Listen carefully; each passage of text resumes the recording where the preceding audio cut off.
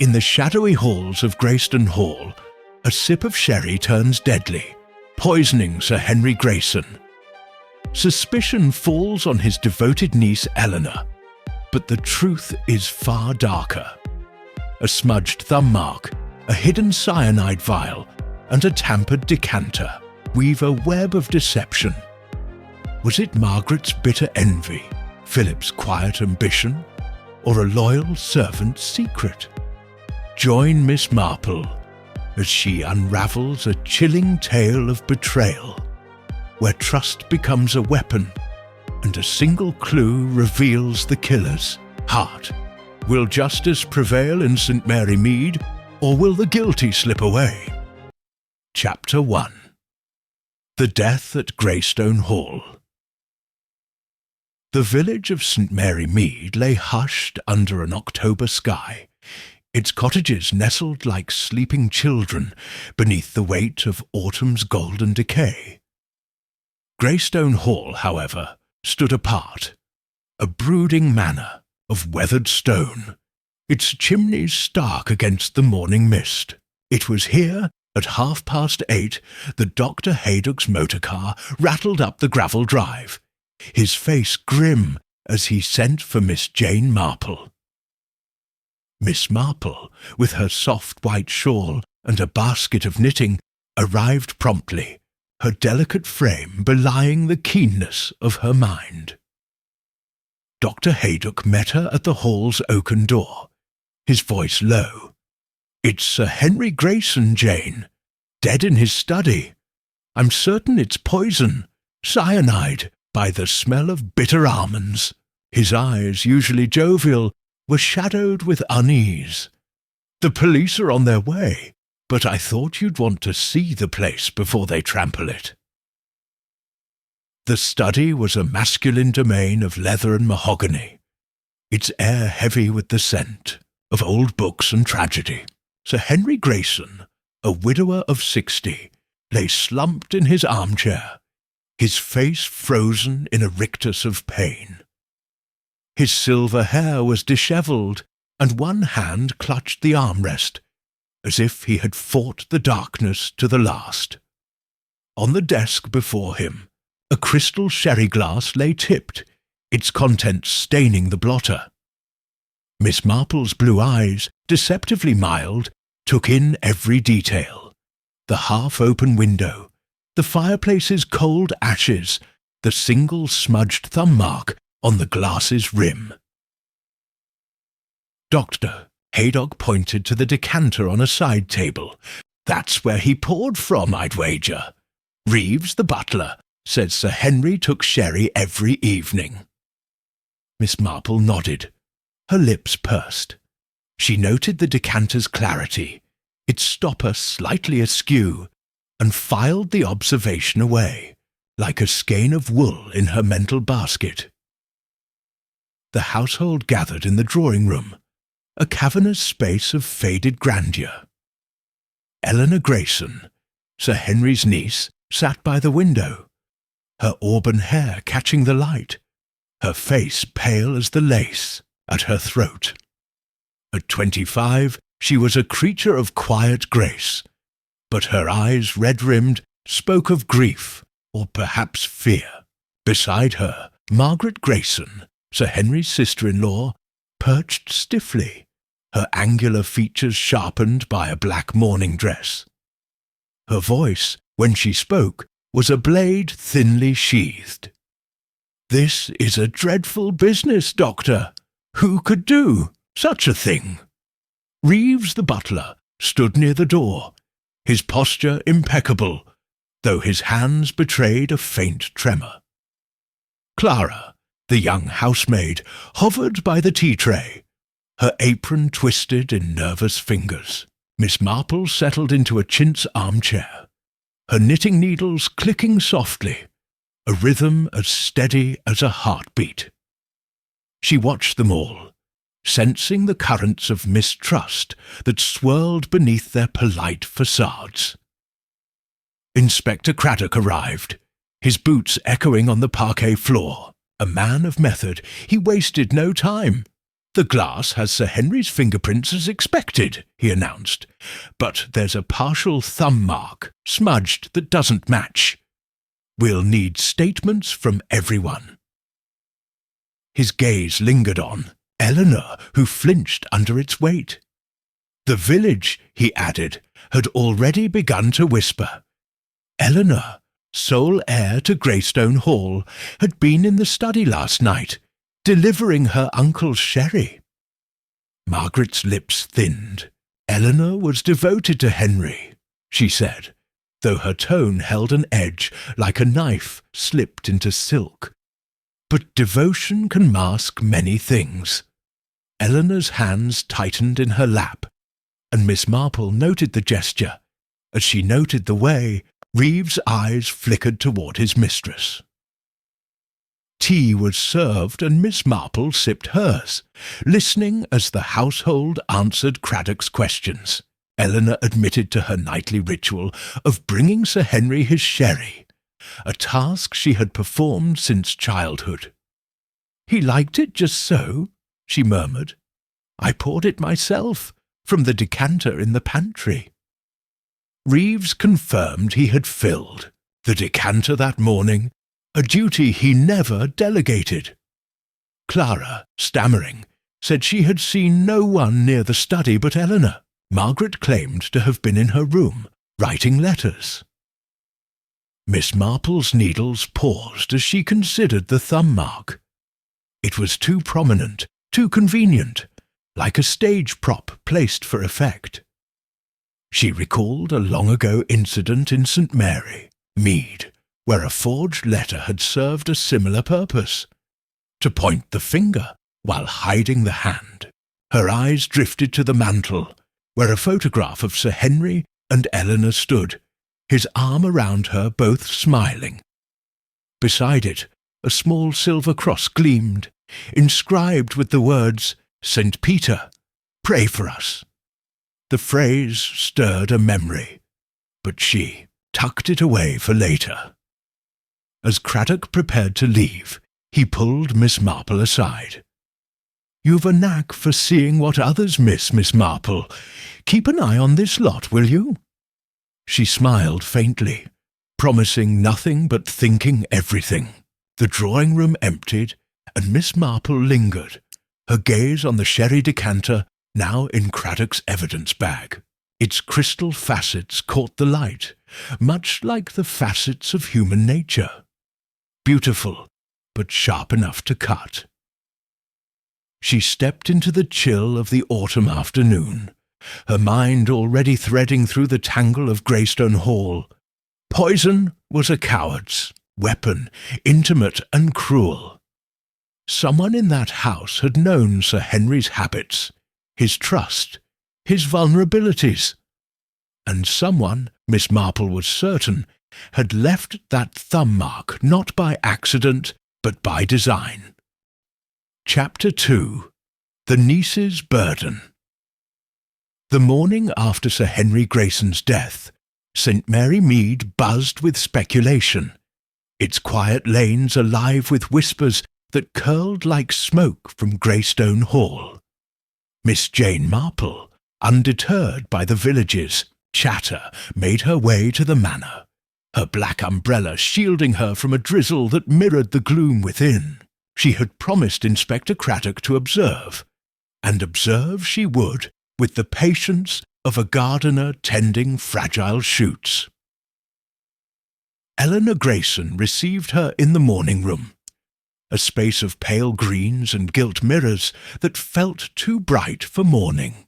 The young woman was dressed simply in grey, her auburn hair pinned tightly, as if to hold her composure in place. Her hands, clasped around a small prayer book, trembled faintly, and Miss Marple noted the title embossed in gold, "The Hours of St. Peter." "It was Uncle Henry's gift," Eleanor said, catching Miss Marple's gaze. "He called me his St. Peter, his rock," he said, though I never felt strong enough for that. Miss Marple settled into a cushioned chair, her knitting bag at her side, and offered a gentle smile. You mustn't mind the village talk, my dear. People will gossip, but truth has a way of rising like cream. Eleanor's eyes, shadowed with exhaustion, met hers. They think I poisoned him, she whispered, because of the sherry, because I'll inherit. But I loved Uncle Henry. He was all I had after Mamma died. The girl's voice broke, and Miss Marple patted her arm, noting the prayer book's worn edges, its pages marked by a ribbon. She asked about the previous evening, probing with the delicacy of a needle through fine silk. Eleanor explained her routine. Each night, she poured Sir Henry's sherry from the pantry decanter, carried it to his study on a silver tray, and left him to his papers. He was particular about it, she said. No one else touched the decanter, except Reeves when he filled it. Miss Marple's needles clicked softly, a metronome to her thoughts. And last night, did anything seem amiss? Eleanor hesitated, her brow furrowing. Uncle Henry was quiet, perhaps a little stern. He'd been cross about Dr. Warren. Philip, my fiancé. He didn't think Philip's prospects were grand enough. Her cheeks flushed, and Miss Marple filed away the tension between uncle and suitor, a thread to tug later. Leaving Eleanor to rest, Miss Marple ventured into the village, her steps purposeful despite the damp. She stopped at Dobbs's chemist shop, a cramped establishment smelling of lavender and liniment. Mr. Dobbs, a wiry man with spectacles perched on his nose, greeted her warmly. "Terrible business at the hall, Miss Marple. Cyanide, they say. Not something we stock lightly." At her gentle prompting, he checked his ledger, his finger pausing on an entry.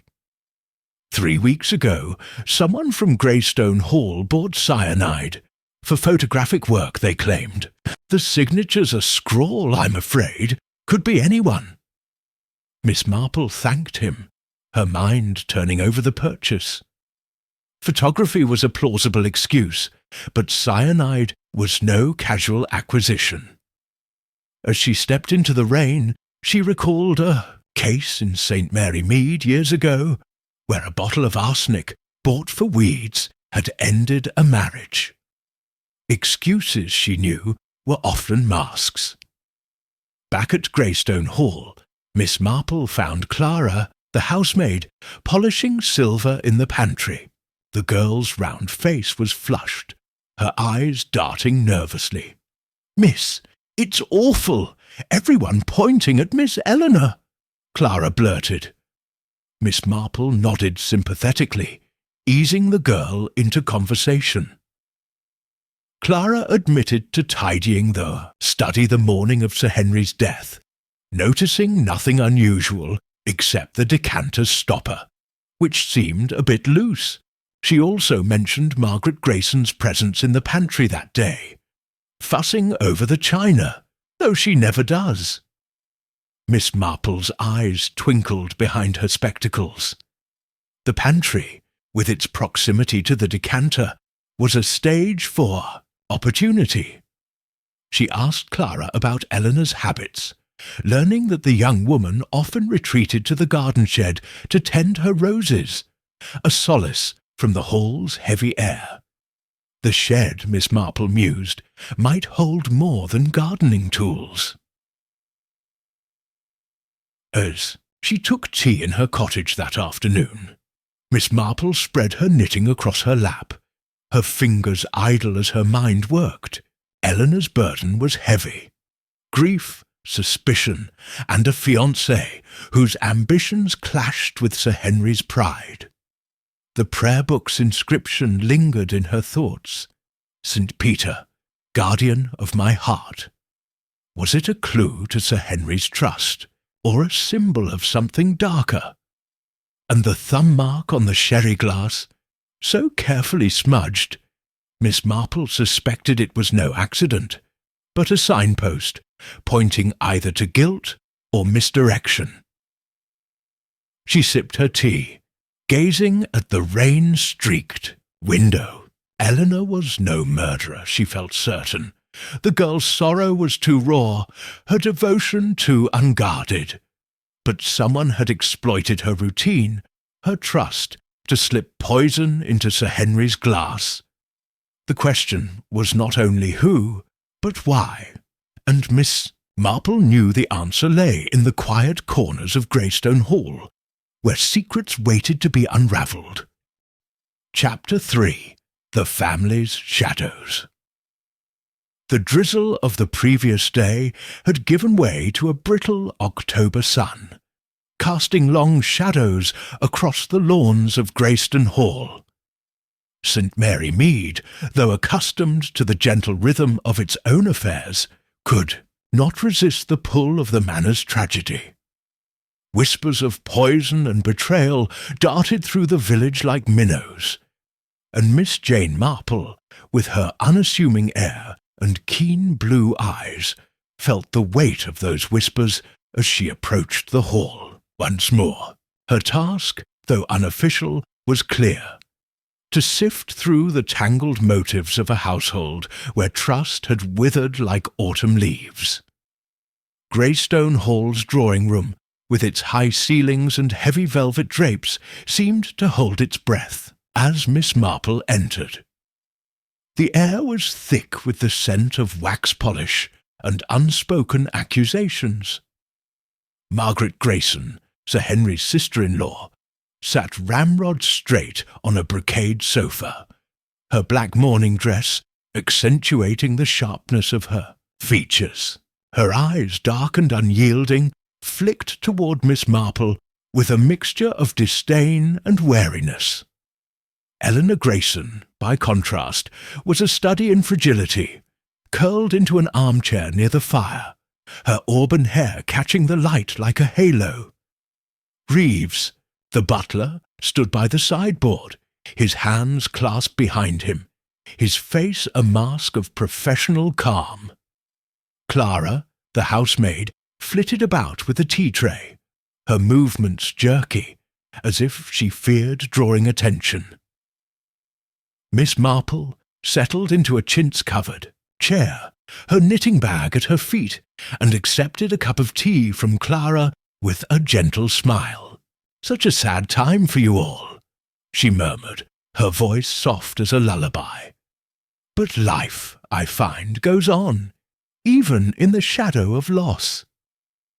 Her words, though innocuous, seemed to ripple through the room, stirring the tension like a stone dropped into still water.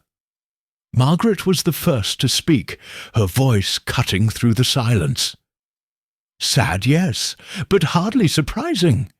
Henry was too trusting, always seeing the best in people, even when they didn't deserve it."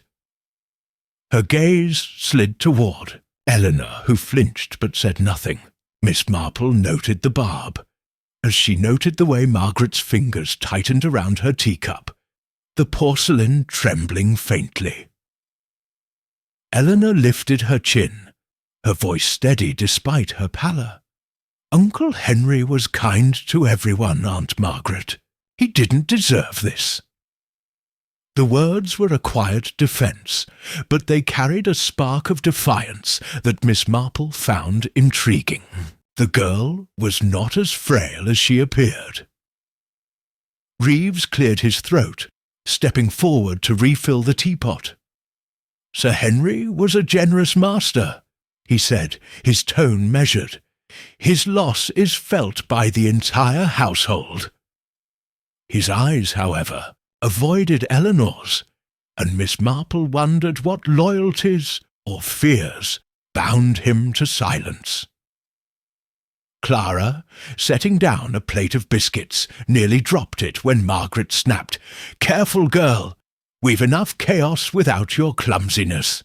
The housemaid mumbled an apology, her cheeks flaming, and Miss Marple's needles clicked softly, a rhythm that anchored her thoughts. Clara's nervousness, she suspected, stemmed from more than a scolding. The girl knew something, however small, that weighed on her. As tea was poured, Miss Marple steered the conversation with the deftness of a weaver at her loom. Sir Henry must have been a man of routine, she said, her eyes on Margaret.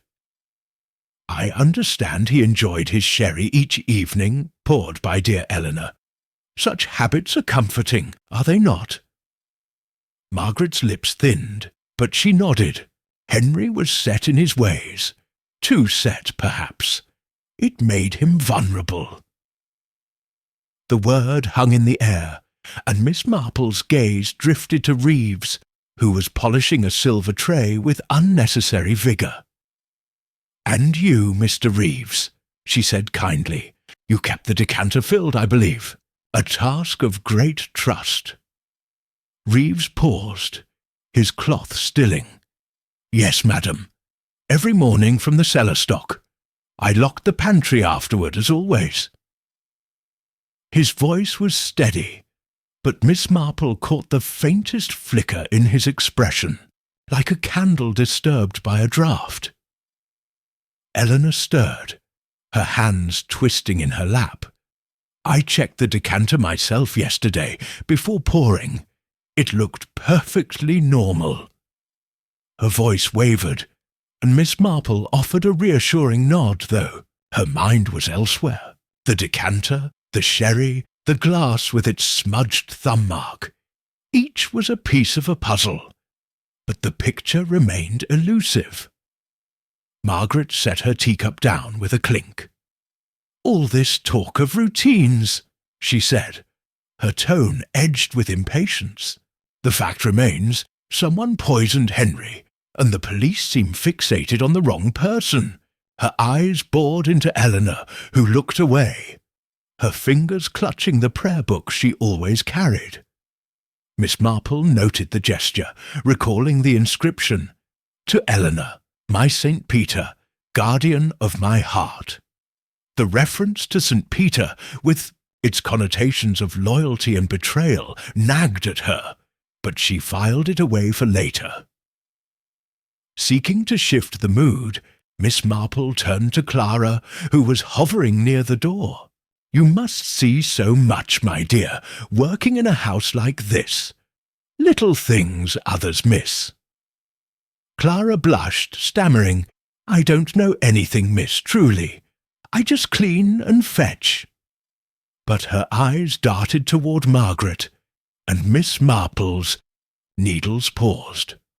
The girl was frightened, not merely shy. After tea, Miss Marple excused herself to the garden, ostensibly to admire Eleanor's roses, but her true purpose was to observe the household from a distance. The rose garden, a riot of crimson and gold, was Eleanor's sanctuary, its thorns a quiet warning to trespassers. As Miss Marple bent to inspect a bloom, Clara appeared, her apron twisted in her hands.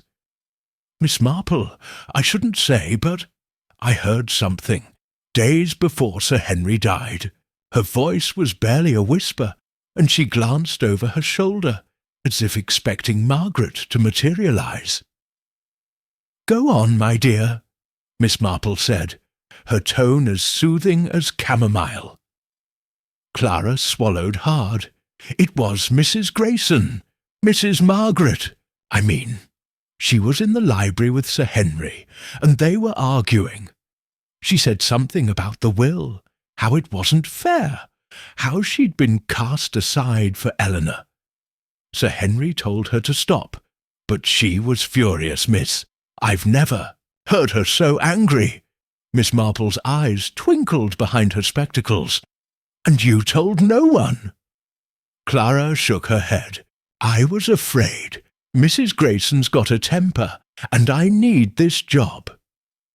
Miss Marple patted her arm. "You've done right to tell me, Clara. Secrets like weeds only grow in the dark." The girl nodded, relieved, and scurried back to the house. Alone, in the garden, Miss Marple considered Clara's revelation. Margaret's resentment was no surprise, but its intensity suggested a deeper wound. Sir Henry's will, which favoured Eleanor, had clearly rankled, and Margaret's dependence on her brother-in-law's generosity would have chafed a proud woman. Miss Marple recalled a similar case in St. Mary Mead, where a spinster, overlooked in a will, had turned to sabotage, though not murder. Margaret, she suspected, was capable of more. Returning to the hall, Miss Marple sought out Reeves, finding him in the pantry, inventorying the silver. The room was a fortress of order, its shelves lined with gleaming cutlery and porcelain. Reeves looked up, his expression guarded. "May I assist you, Miss Marple?" he asked, setting down a spoon. "I was merely admiring the efficiency of this household," she said, her voice light. "The decanter, for instance. Such a fine piece. You must take great care with it." Reeves nodded, but his hands stilled, and Miss Marple pressed gently. "Did anyone else have access to the pantry yesterday, before Eleanor poured the sherry?" Reeves hesitated, then said, "Mrs. Grayson was here briefly. She was checking the china," she said. "It's not unusual." Miss Marple smiled, though her mind was racing. The pantry, with its unlocked cupboard during the day, was a chink in the household's armour. Margaret's presence there, so close to the decanter, was no coincidence, she felt certain. "You're a loyal servant, Mr. Reeves," she said. "Sir Henry was fortunate to have you." Reeves inclined his head, but his eyes betrayed a flicker of unease, and Miss Marple wondered what he was not saying. As evening fell, Miss Marple lingered in the drawing-room, where the household gathered for a sombre dinner. Margaret dominated the conversation, her voice sharp as she recounted Sir Henry's foolish trust in others. "He thought Eleanor could manage the estate," she said, her tone dripping with scepticism. "A girl of her age, with no experience." Eleanor's cheeks flushed, but she remained silent, her eyes on her plate. Miss Marple, seated at the far end, observed the interplay with quiet intensity. Margaret's barbs were calculated, designed to undermine Eleanor in the eyes of the village and perhaps the police. Reeves, serving the soup, moved with mechanical precision, but Miss Marple caught him glancing at Margaret as if gauging her mood. Clara, clearing the plates, was a bundle of nerves, her hands shaking as she passed Margaret's chair. After dinner, Miss Marple retired to the library, a vast room of leather-bound volumes and flickering lamplight. She browsed the shelves, her fingers trailing over titles, until she found a worn Bible, its pages marked with Sir Henry's notes. One passage, underlined in ink, caught her eye. "Thou art Peter, and upon this rock I will build my church." The reference to St. Peter again. Miss Marple's lips pursed. Sir Henry's affection for Eleanor, his rock, was a cornerstone of the case, but it also cast shadows on those who felt excluded, like Margaret. As she closed the Bible, Margaret entered, her footsteps sharp on the parquet floor. "Oh, still poking about, Miss Marple," she said, her voice cold. "You'll find no answers in old books." Miss Marple smiled, unruffled. "Books, like people, can reveal much, Mrs. Grayson. It's only a matter of reading carefully." Margaret's eyes narrowed, but she said nothing, sweeping out of the room with a rustle of silk. Miss Marple returned to her cottage that night, her knitting spread across her lap as she sat by the fire. The shadows of Greystone Hall were lengthening, each member of the household a silhouette against the truth. Margaret's bitterness was a poison of its own, potent enough to kill. Reeves, with his guarded silences, knew more than he admitted. Clara's fear pointed to a truth she dared not voice, and Eleanor, the grieving niece, was both victim and suspect, her innocence a fragile thread in a tapestry of deceit. The thumb mark on the sherry glass haunted Miss Marple's thoughts. It was too deliberate, a clue meant to be found, yet its smudged edges suggested haste, or cunning. She recalled a case in St. Mary Mead, where a forged signature had misled the police for weeks, until a single letter unravelled the lie. The thumb mark, she suspected, was a similar sleight of hand, but whose hand had pressed it? As the fire crackled, Miss Marple's needles resumed their rhythm, a quiet counterpoint to her racing mind. Margaret's argument with Sir Henry, overheard by Clara, was a crack in the facade, revealing a woman scorned by a will that favoured another. The pantry, with its unlocked cupboard, was a stage for opportunity, and Margaret's presence there was a thread Miss Marple intended to follow. Reeves, too, was a puzzle.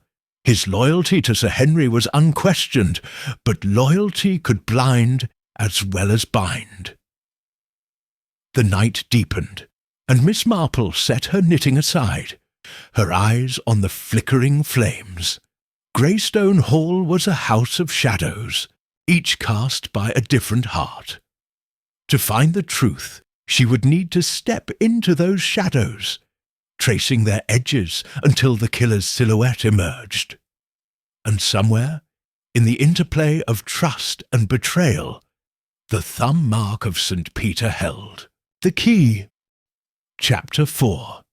The Doctor's Dilemma. The October sun hung low over St. Mary Mead, its light filtering through the yew trees that guarded Greystone Hall, casting dappled patterns on the manor's stone facade. The village, though outwardly serene, simmered with speculation, each tea-shop and post office abuzz with theories about Sir Henry Grayson's poisoning. Miss Jane Marple, her black umbrella tucked under one arm, and her knitting bag swinging gently, walked with purpose toward her cottage, her mind as sharp as the autumn air. The threads of the case, Eleanor's grief, Margaret's resentment, Reeves's silences, and Clara's fears, were weaving a pattern, but a crucial piece remained elusive. Today, she intended to tug at a new thread. Dr. Philip Warren, Eleanor's fiancé, whose ambitions had clashed with Sir Henry's pride. Miss Marple had invited Philip for tea at her cottage, a modest haven of chintz curtains and polished oak, where the scent of lavender and scones created an air of disarming comfort. Philip arrived promptly at 4, his dark coat neatly pressed, his face a study in controlled tension. He was a man of 30, with the steady hands of a physician and eyes that betrayed a flicker of unease. Miss Marple greeted him warmly, gesturing to a chair by the fire. "You must be terribly busy, Dr. Warren," she said, pouring tea from a china pot. "It's kind of you to spare a moment for an old lady's curiosity." Philip managed a tight smile, accepting his cup. "Anything for Eleanor's sake, Miss Marple. This business, it's crushing her." His voice was low, edged with frustration, and Miss Marple noted the protective instinct beneath his words. She offered him a scone, her blue eyes gentle but piercing like sunlight through a magnifying glass. "Such a dreadful affair," she said, settling into her armchair, her knitting needles clicking softly. "Sir Henry's death has left poor Eleanor quite alone, save for you. I understand he had reservations about your engagement." Her tone was mild, but the question was a delicate probe, and Philip's jaw tightened. He did. he admitted, setting his cup down with a faint clink. Sir Henry thought my practice in Little Hampton wasn't grand enough for Eleanor. He wanted her to marry someone with land, a title, someone like him, I suppose. We argued about it more than once. His fingers drummed briefly on the armrest, then stilled, as if he'd caught himself. Miss Marple's needles paused, her mind registering the admission. An argument, especially one rooted in pride, could fester into something darker. She sipped her tea, her expression one of kindly interest. And yet you persisted for love. That speaks well of you, Dr. Warren. Eleanor is fortunate to have such devotion. Philip's shoulders relaxed slightly, but his eyes remained guarded. I'd do anything for her, he said simply. She's worth more than Greystone Hall, whatever Sir Henry thought. Miss Marple nodded, her thoughts drifting to the sherry, glass with its smudged thumb mark, a detail that nagged like a loose stitch. Philip, as a doctor, had access to chemicals, perhaps even cyanide, though its use in medicine was rare. His hands, she observed, were precise, accustomed to measuring doses and handling vials. Hands that could, if driven by desperation, turn to poison. Yet his love for Eleanor seemed genuine, a bright thread in the tangled skein of Greystone Hall. Changing tack, she asked about his movements on the day of Sir Henry's death. Philip leaned forward, his voice steady. I was at my surgery all morning seeing patients. In the afternoon, I visited a farmer with a broken leg, then returned to Little Hampton by 6. I didn't come near Greystone Hall. His alibi was plausible, but Miss Marple knew alibis were like lace, intricate but full of holes if examined closely. She made a mental note to check with the farmer, a task she could delegate to her friend Mrs. Bantry, who knew every soul in the neighbouring villages.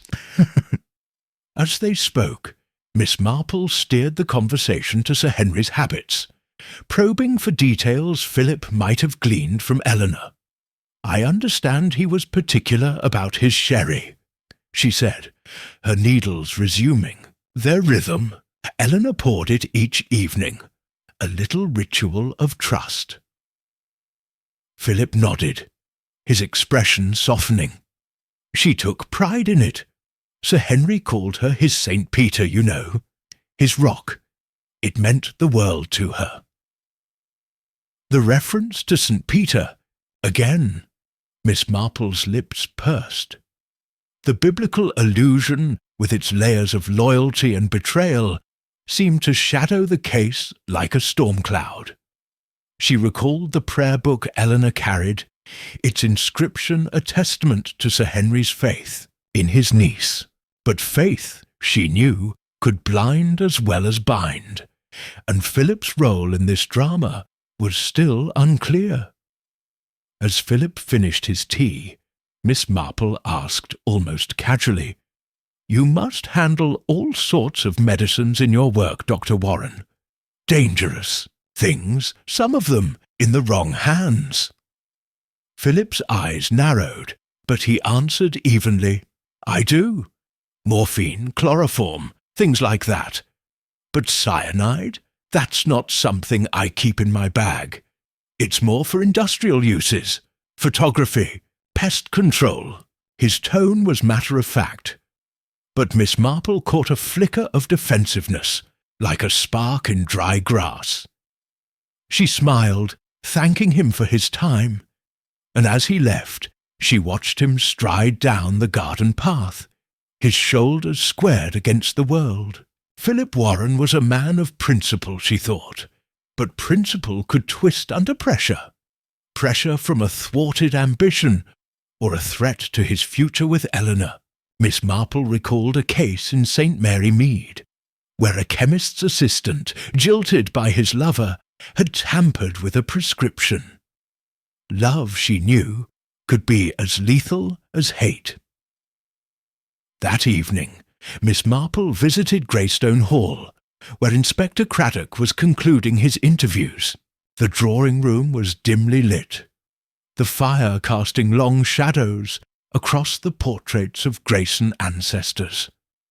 Craddock, his notebook open, looked weary but determined. "We've found something," he confided, drawing Miss Marple aside.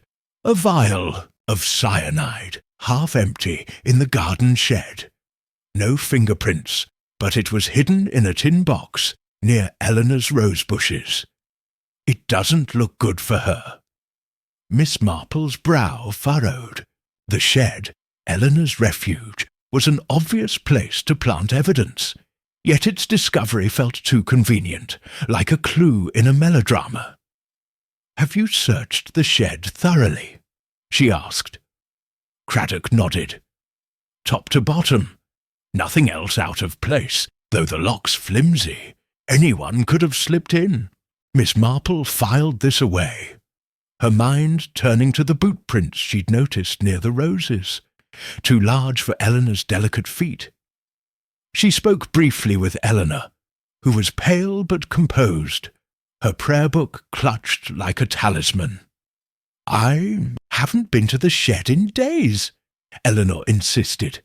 "I was planning to prune the roses, but with Uncle Henry's death—" Her voice broke, and Miss Marple patted her hand, noting the girl's sincerity. Eleanor was no actress. Her grief was raw, her fear palpable. The vial, Miss Marple suspected, was a trap, laid to tighten the noose around her. Leaving the hall, Miss Marple walked to the village green, where Mrs. Bantry was hosting a small gathering at the vicarage. The vicar, a kindly man with a penchant for sermons, greeted her warmly, and over tea Miss Marple steered the conversation to Philip Warren. Mrs. Bantry, ever eager for gossip, leaned in. "He's a decent sort, Philip, but ambitious. Word is, he's been borrowing to expand his surgery, hoping to impress Sir Henry, I reckon. Didn't work, though. Sir Henry thought him a fortune hunter." Miss Marple's needles clicked softly. Ambition, like jealousy, could drive a man to extremes, and Philip's financial strain was a new thread to follow. She asked Mrs. Bantry to inquire about Philip's movements on the day of the murder, particularly his visit to the farmer. "Discreetly, of course," Miss Marple added, her eyes twinkling. Mrs. Bantry, delighted by the intrigue, promised to report back. As night fell, Miss Marple returned to her cottage, her mind a whirl of possibilities. She lit the fire, spreading her knitting across her lap, though her fingers were still, her thoughts racing. Philip Warren was a paradox, a devoted lover, yet a man with motive and means. His access to chemicals, his quarrel with Sir Henry, his presence in Eleanor's life, all pointed to opportunity, if not intent. Yet Miss Marple sensed a deeper current, a shadow cast by another hand. She considered the cyanide vial, its sterile surface a taunt to the police. Its placement in the shed was deliberate, designed to implicate Eleanor, but its cleanliness suggested caution, a killer who planned, not panicked. Miss Marple recalled a case in St. Mary Mead, where a stolen brooch, planted in a servant's room, had nearly ruined an innocent girl. The vial, she suspected, was a similar slight, but whose? Her thoughts turned to Margaret Grayson, whose bitterness had surfaced in Clara's whispered confession. Margaret's presence in the pantry near the decanter was a damning detail, and her resentment of Eleanor's inheritance was a motive as old as Cain. Yet Margaret was no fool. Would she leave so obvious a trail? Miss Marple's lips pursed. The thumb mark on the sherry glass, smudged yet prominent, was another puzzle. It was too deliberate, a signpost meant to mislead, and she wondered if Philip, with his precise hands, could have pressed it, or if another had used his proximity to Eleanor as a shield. Reeves, too, lingered in her mind. His loyalty to Sir Henry was unquestioned, but his hesitation when questioned about the pantry suggested a secret, however small. Miss Marple knew servants saw everything. Their silence was often a choice, not ignorance. She resolved to speak with Reeves again, probing the cracks in his composure. As the fire crackled, Miss Marple's gaze fell on a small crucifix above her mantel, a gift from the vicar. The image of St. Peter, keeper of the keys, stirred her thoughts. Sir Henry's devotion to Eleanor, his St. Peter, was a cornerstone of the case, but it also illuminated the envy of those left in her shadow. Philip, Margaret, even Reeves. Each had a reason to resent Sir Henry's trust in his niece, and one had turned that resentment to murder. She set her knitting aside, her eyes on the flames. The doctor's dilemma was not merely Philip's, but the household's. A choice between truth and deception, loyalty and betrayal. Miss Marple knew the truth lay in the quiet details, the loose stopper, the smudged mark, the hidden vial. To find it, she would need to unravel the heart of Greystone Hall, stitch by stitch, until the killer's shadow was laid bare. Chapter 5. The Will's Revelation.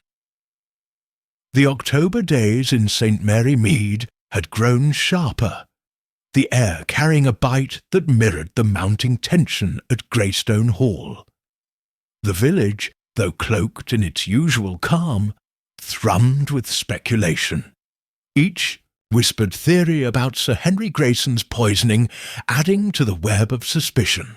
Miss Jane Marple, her shawl drawn tightly against the chill, walked the winding path to the manor, her knitting bag a familiar weight at her side. Her mind, as ever, was a loom, weaving the threads of the case.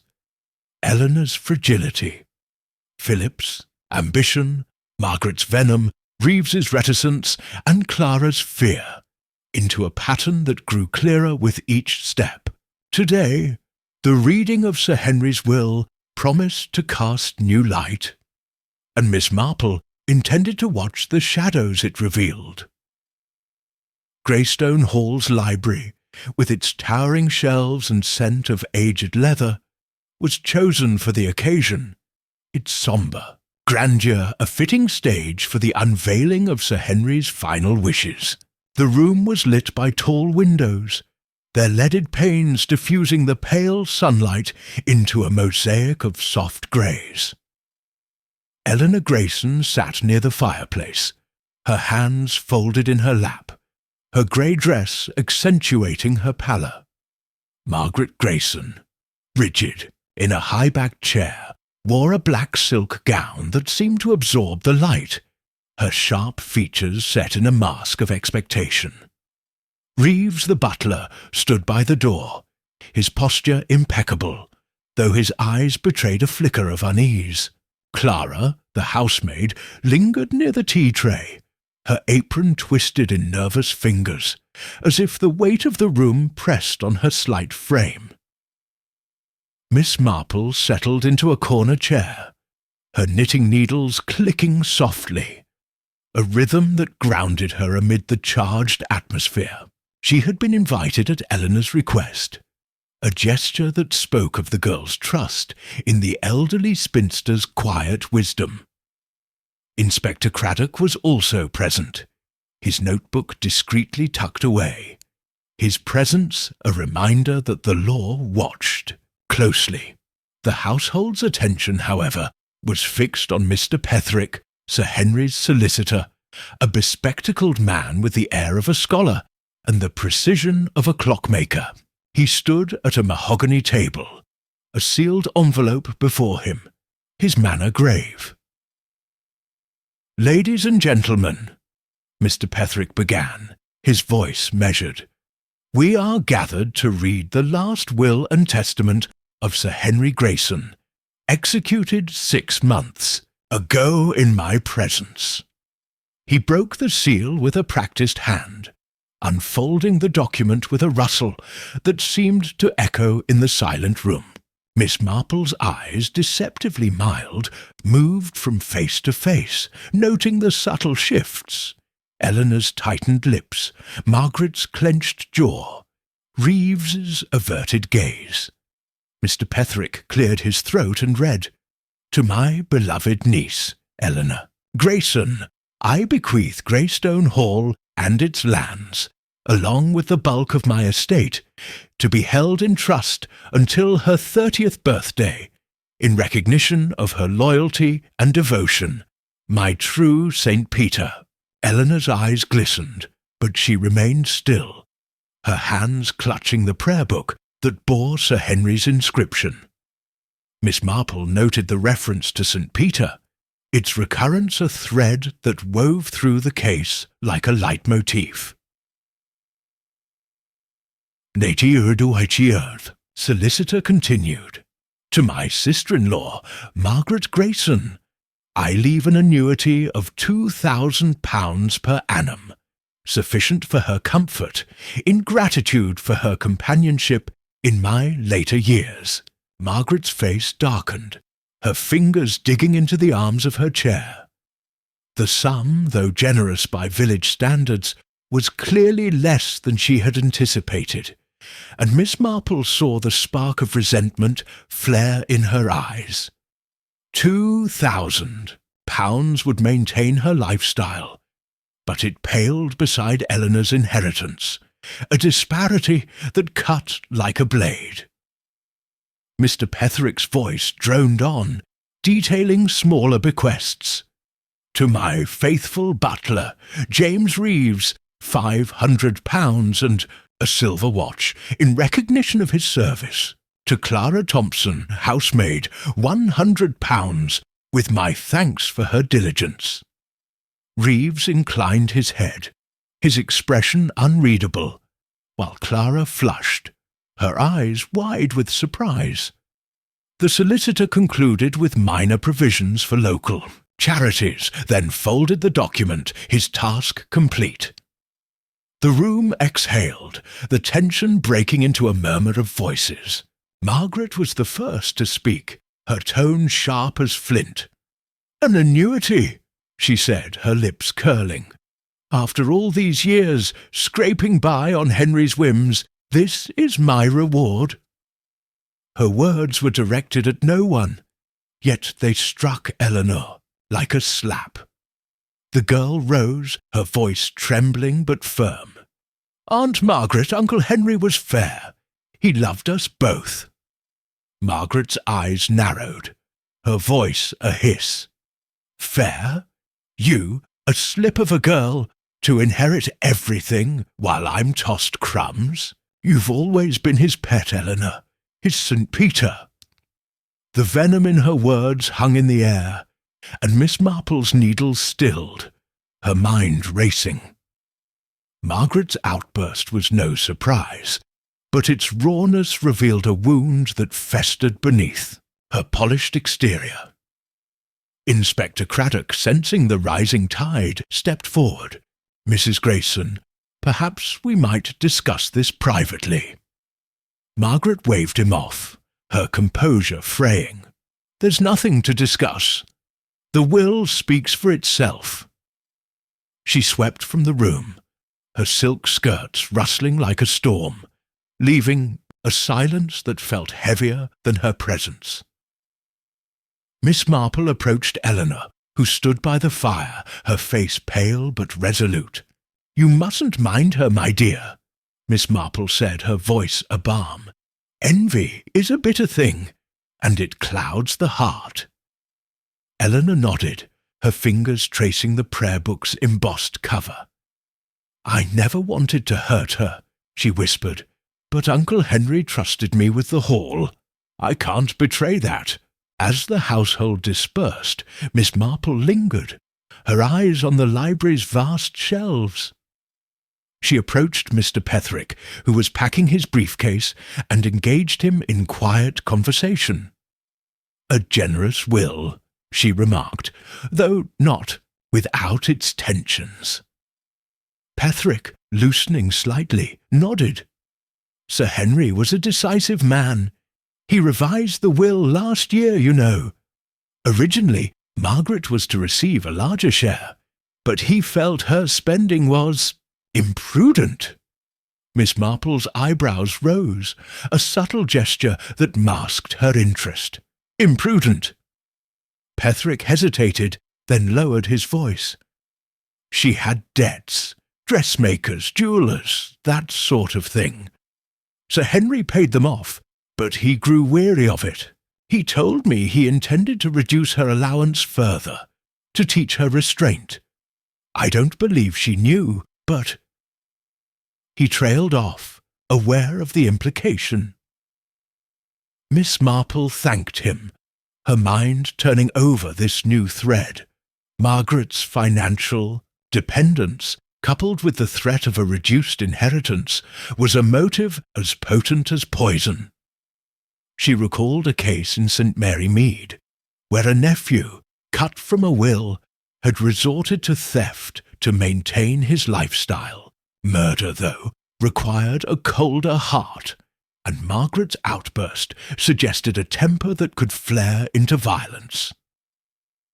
Leaving the library, Miss Marple wandered to the drawing-room, where Clara was clearing the tea-things. The housemaid jumped. At her approach, her hands trembling.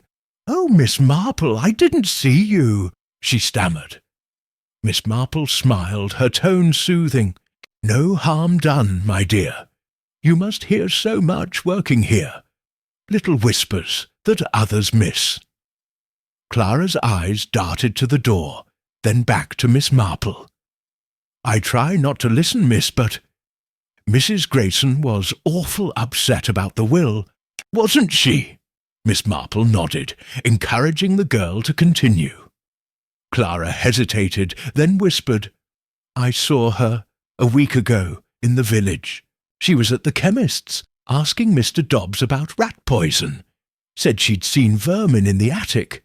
But we've no rats here, miss, not that I've ever seen." Her voice quavered, and Miss Marple patted her arm. "You've a good memory, Clara. Don't fret. The truth will out." As Clara scurried off, Miss Marple's thoughts darkened. Rat poison! Cyanide, perhaps, disguised as a household necessity. The chemist's ledger had noted a purchase for photographic purposes, but Clara's story suggested another pretext. Margaret's inquiry, coupled with her pantry visit, wove a damning thread. Yet Miss Marple cautioned herself against haste. A clever killer would cover their tracks, and Margaret, for all her temper, was no fool. That afternoon, Miss Marple visited Mrs. Bantry at the vicarage, a sprawling house filled with faded charm. Over tea and cucumber sandwiches, Mrs. Bantry shared the latest village gossip. "Margaret Grayson's been spending like a duchess," she confided, her eyes gleaming. "Dresses from London, a pearl brooch last spring. Sir Henry footed the bill, but he was fed up, they say. And now, with that annuity, she'll have to tighten her belt." Mrs. Bantry paused, then added, "Mind you, she's been dropping hints about Eleanor, saying the girl's too young to manage the estate. Vicious, if you ask me." Miss Marple's needles clicked softly, her mind racing. Margaret's extravagance, her resentment, her knowledge of poisons, all pointed to guilt, yet the thumb mark on the sherry glass nagged at her. It was too prominent, a clue meant to be found, yet its smudged edges suggested artifice. She recalled a case in St. Mary Mead, where a forged note, left in plain sight, had misled the police until a single word betrayed the culprit. The thumb mark, she suspected, was a similar ruse. But whose hand had crafted it? Returning to Greystone Hall, Miss Marple sought out Reeves, finding him in the butler's pantry, polishing a silver candelabra. The room was a haven of order, its shelves gleaming with crystal and cutlery. Reeves looked up, his expression guarded but polite. "Miss Marple, how may I serve you?" he asked, setting down his cloth. "I was reflecting on Sir Henry's generosity," she said, her voice light. "His will was thoughtful, though it seems to have stirred some unrest." Reeves nodded, his hands resuming their work. Sir Henry was a fair master. He wished to provide for all, but choices must be made. His tone was neutral, but Miss Marple caught a flicker in his eyes, a shadow of something unsaid. She pressed, gently, her tone disarming. "You must know the household's rhythm so well, Mr. Reeves. Did you notice anything unusual before Sir Henry's death? A visitor, perhaps, or a change in routine?" Reeves hesitated, then said, "Nothing out of the ordinary, madam. Mrs. Grayson was in the pantry that morning, as I mentioned, but she often checked the silver. His words were careful, and Miss Marple wondered if loyalty or fear kept him from saying more." As evening fell, Miss Marple joined the household for dinner, a subdued affair in the dining-room's candle-lit glow. Margaret was silent, her eyes fixed on her plate, though her fingers toyed restlessly with her napkin. Eleanor, seated opposite, ate little, her gaze distant. Reeves served with his usual precision, but Miss Marple noted his glance toward Margaret, a fleeting look that spoke of vigilance. Clara, clearing the dishes, moved with the caution of a deer in a hunter's sights. After dinner, Miss Marple retired to her cottage, her mind a whirl of possibilities. She lit the fire, spreading her knitting across her lap, though her fingers were still, her thoughts racing. The will's revelation had laid bare the fault lines of Greystone Hall. Margaret's envy, Eleanor's burden, Reeves's guarded loyalty, the annuity, a slight to Margaret's pride, was a motive as old as greed, and her inquiry about rat poison was a thread that led to the cyanide vial in the shed. Yet Miss Marple cautioned herself against certainty. The vial, like the thumb mark, felt staged, a prop in a carefully crafted drama. She considered Philip Warren, whose ambition and access to chemicals made him a suspect, though his love for Eleanor seemed unshakable. Reeves, too, was a puzzle.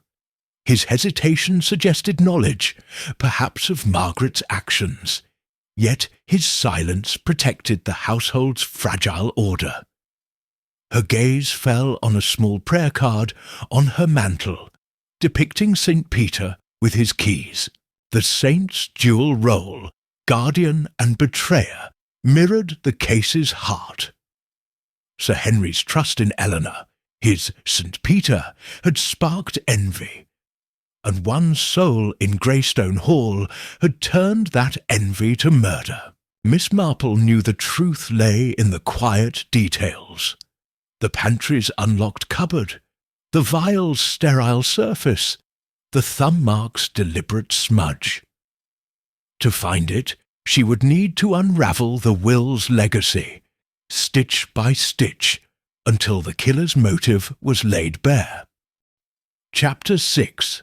The Thumb Mark's Secret. The October light in St. Mary Mead had taken on a crystalline edge, as if the world itself were holding its breath. Greystone Hall, its grey stone softened by morning mist, stood like a sentinel over the village, its secrets locked within its walls. Miss Jane Marple, her black umbrella a shield against the damp, walked the path to the manor with a quiet determination. Her knitting bag swung lightly at her side, but her mind was a hive of activity, piecing together the fragments of Sir Henry Grayson's murder. The will's reading had exposed raw nerves. Margaret's fury, Eleanor's burden, Reeves's restraint, Clara's timidity, but the smudged thumb mark on the sherry glass remained a cipher, a clue that taunted her with its ambiguity. Today she resolved to unravel its secret, for she sensed it was the key to the killer's intent. The drawing-room at Greystone Hall was a study in muted elegance, its heavy drapes drawn to admit slivers of light. Eleanor Grayson sat by the window, her auburn hair catching the sun, her hands idle for once, the prayer-book absent.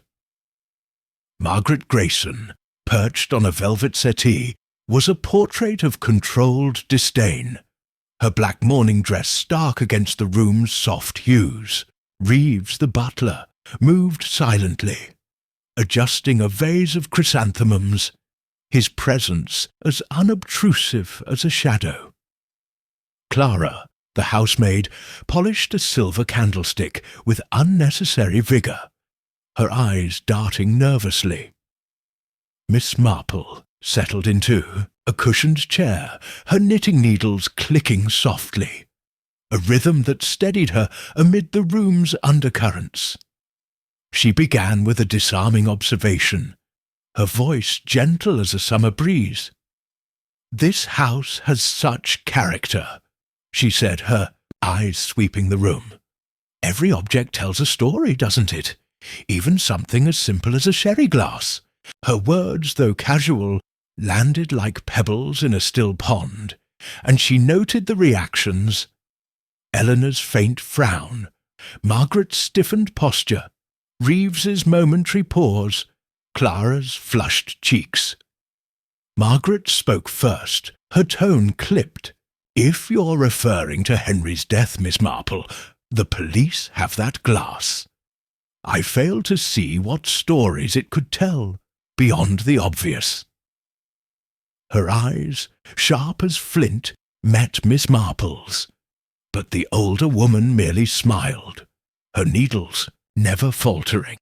"Oh, the obvious is rarely the whole truth, Mrs. Grayson. It's the small details, the smudges, the shadows, that reveal the heart of a matter." Eleanor stirred, her voice soft but clear. "The thumb mark, you mean? Inspector Craddock said it was smudged, not like Uncle Henry's fingerprints." Her words were tentative, as if she feared treading too close to accusation. Miss Marple nodded, her expression one of kindly interest. "Just so, my dear. A smudge can be as telling as a signature if one knows how to read it."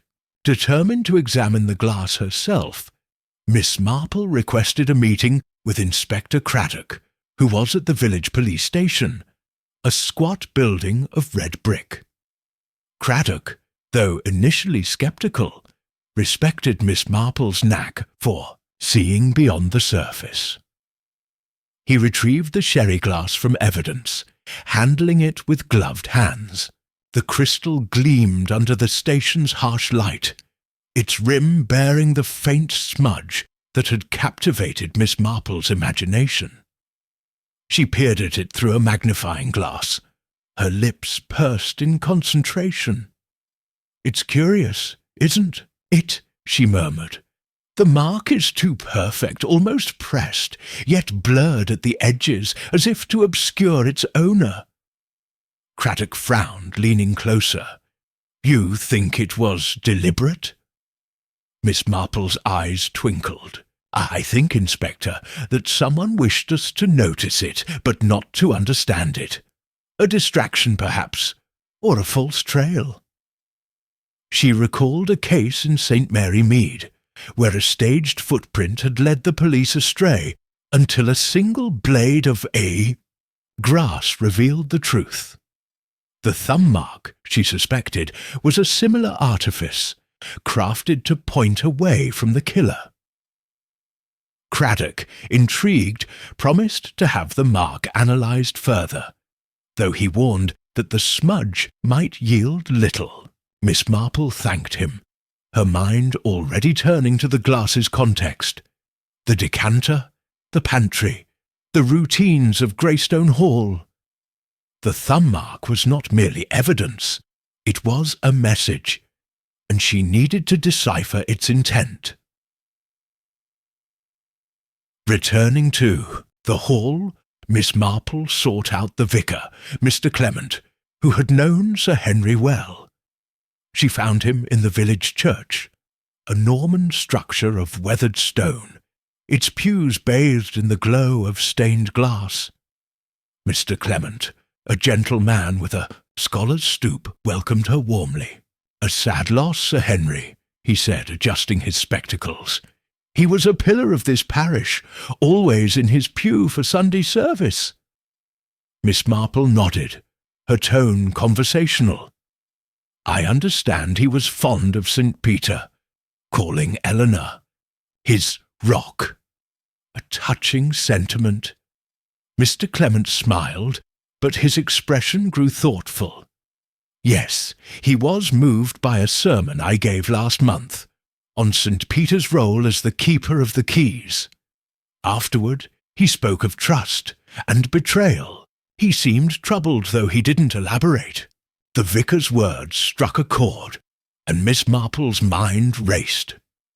St. Peter, the steadfast apostle who denied Christ thrice, was a figure of duality, loyalty shadowed by failure.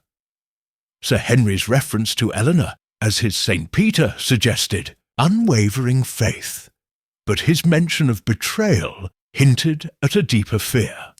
Had he suspected someone in his household? Miss Marple thanked Mr. Clement, her thoughts swirling like leaves in a gust. Back at Greystone Hall, she observed the household. At luncheon, a strained affair in the dining room's candlelit glow. Margaret dominated the conversation, her voice sharp as she critiqued the village's handling of the case. "The police are fools, poking about with no direction. They'll pin it on Eleanor, mark my words, and call it justice." Her words were a lash, and Eleanor flinched, her fork clattering against her plate. Miss Marple, seated at the far end, watched the interplay with quiet intensity. Margaret's attacks on Eleanor were calculated, designed to sow doubt, but they also betrayed her own unease. Reeves, serving the soup, moved with mechanical precision, but Miss Marple caught his glance toward Margaret, a fleeting look of caution. Clara, clearing the plates, was a bundle of nerves, her hands trembling as she passed Margaret's chair. After luncheon, Miss Marple wandered to the pantry, a fortress of order where the sherry decanter had once stood. The room was empty, its shelves gleaming with crystal and silver.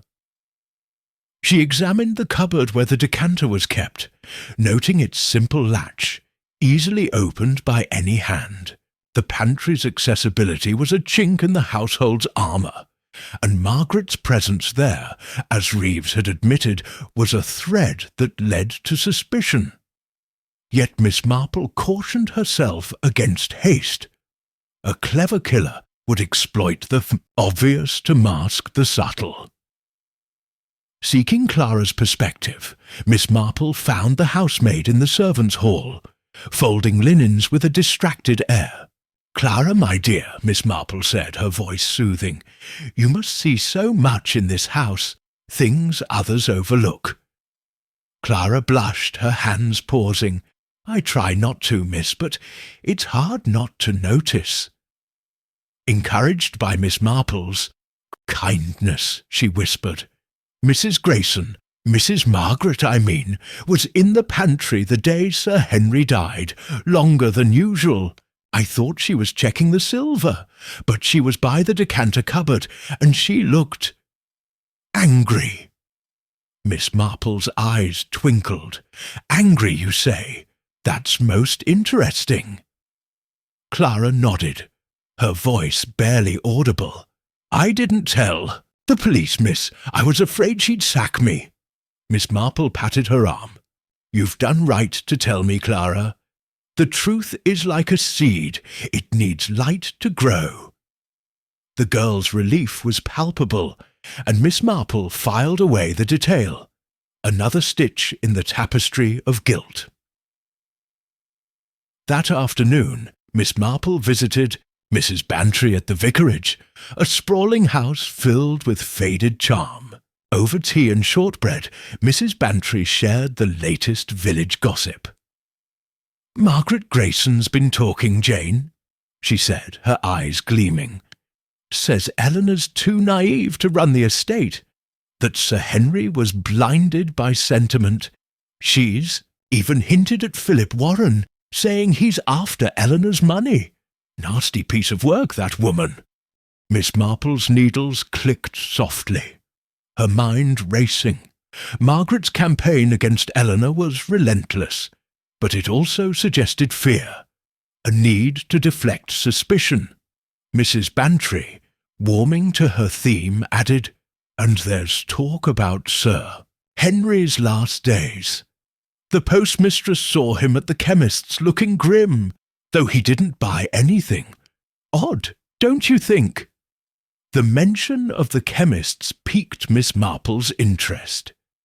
Sir Henry, aware of betrayal, might have suspected poison, though he hadn't acted on it. She recalled the ledger's record of a cyanide purchase, its signature illegible, and wondered if Sir Henry had seen it too. Thanking Mrs. Bantry, she resolved to revisit Mr. Dobbs, the chemist, for clarification. As evening fell, Miss Marple returned to her cottage, her mind a whirl of possibilities. She lit the fire, spreading her knitting across her lap, though her fingers were still, her thoughts racing. The thumb mark's secret was its artifice, a deliberate clue, smudged to obscure its owner, yet placed to be found. It pointed to Eleanor, whose role as sherry-bearer made her the obvious suspect, but Miss Marple sensed a deeper game. The killer had exploited Eleanor's routine, knowing suspicion would fall on her, and the thumb mark was a flourish, a taunt to the police. She considered Margaret, whose resentment and pantry visit made her a prime suspect. Her inquiry about rat poison, as Clara had revealed, was a damning thread, and her fury at the will's terms suggested a motive rooted in greed.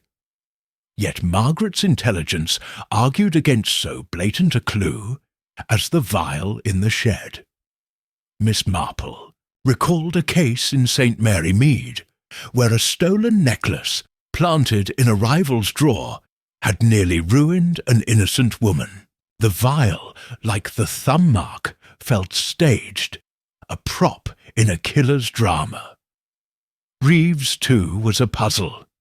His hesitation when questioned about the pantry suggested knowledge, perhaps of Margaret's actions, yet his loyalty to the household kept him silent. Miss Marple knew servants were the eyes of a house, their discretion a choice, not ignorance. She resolved to probe Reeves further, seeking the crack in his composure. Her thoughts turned to Philip Warren, whose ambition and access to chemicals made him a suspect, though his devotion to Eleanor seemed genuine. The thumb mark, with its precise placement, could reflect a doctor's precision, Yet Miss Marple sensed his role was peripheral, a shadow cast by another's hand.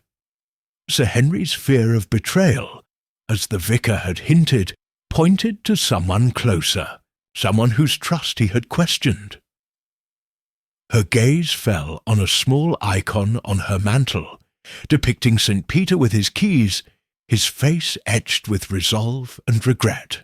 The saint's duality, guardian and betrayer, mirrored the case's heart. Sir Henry's faith in Eleanor, his St. Peter, had sparked envy, and one soul in Greystone Hall had turned that envy to murder. The thumb mark, Miss Marple knew, was the killer's signature, a mark of intent disguised as error. To find the truth, she would need to trace its edges, unravelling the secrets of Greystone Hall until the killer's shadow was laid bare. Chapter 7. The Butler's Tale. The October chill had settled over St. Mary Mead, wrapping the village in a shroud of mist that clung to the hedgerows and dulled the church bell's chime. Greystone Hall, its stone facade softened by the haze, stood as a silent witness to the tragedy within, its windows like eyes guarding secrets. Miss Jane Marple, her shawl drawn tightly against the damp, made her way to the manor with a quiet resolve. Her knitting bag, a constant companion, hung at her side, but her mind was a crucible, refining the elements of Sir Henry Grayson's murder. The thumb mark's artifice, Margaret's venom, Eleanor's vulnerability, Philip's ambition, and Clara's whispered fears had woven a complex tapestry, yet the truth remained elusive. Today, Miss Marple turned her attention to James Reeves, the butler, whose guarded silences hinted at a story untold.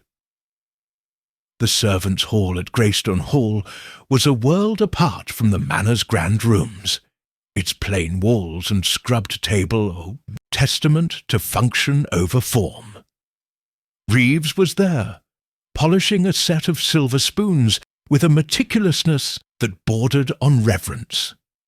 His grey hair was neatly combed, his black suit immaculate, but his eyes, when they met Miss Marple's, held a flicker of wariness. She greeted him with a smile, settling onto a wooden chair, her knitting bag at her feet.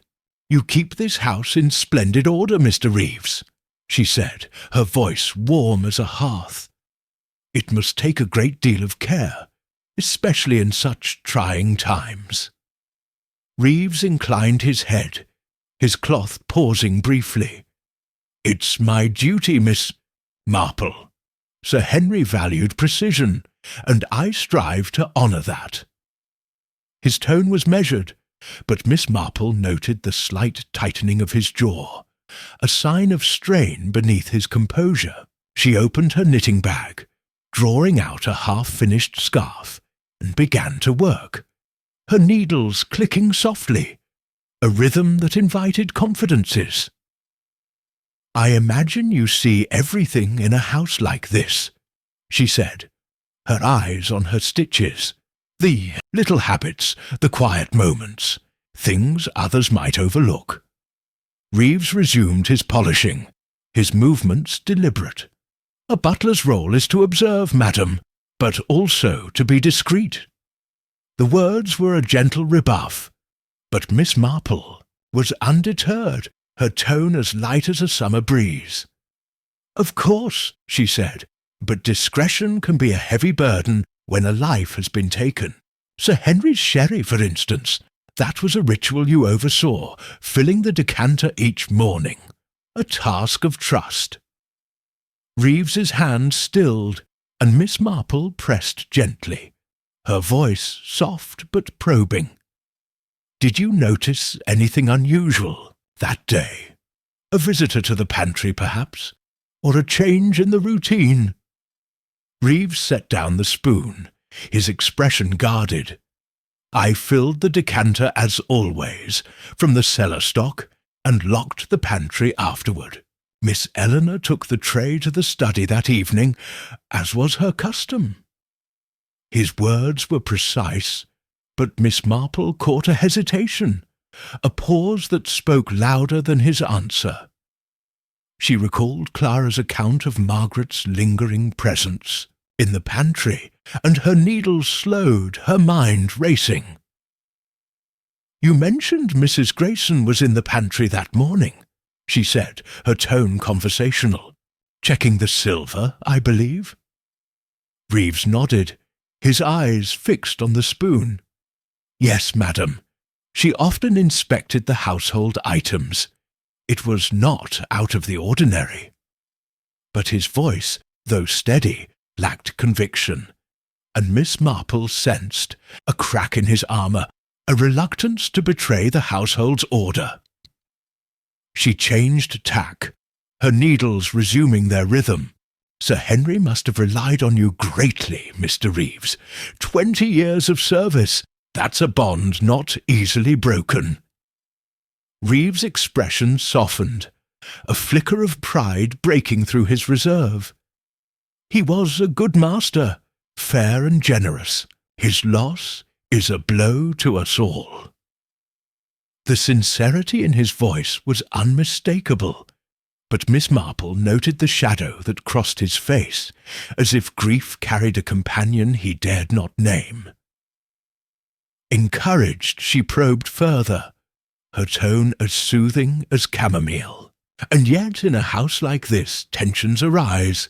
The will, for instance, such matters can stir unrest. Did Sir Henry ever confide in you about his family?" Reeves hesitated, then said, "He spoke little of personal matters, but he was fond of Miss Eleanor. He called her his St. Peter, his anchor. Mrs. Grayson. He found her trying at times, though he never said so outright." Miss Marple's needles paused, her mind seizing on the admission. Reeves' loyalty to Sir Henry was clear, but his guarded reference to Margaret suggested knowledge, perhaps of her resentment. She recalled the vicar's hint that Sir Henry had feared betrayal, and wondered if Reeves, with his silent vigilance, had sensed it too. "You must have been busy that day," she said, "with so many tasks. Did anyone else approach the decanter before Eleanor poured the sherry?" Reeves' hand stilled, and for a moment Miss Marple thought he would retreat into silence.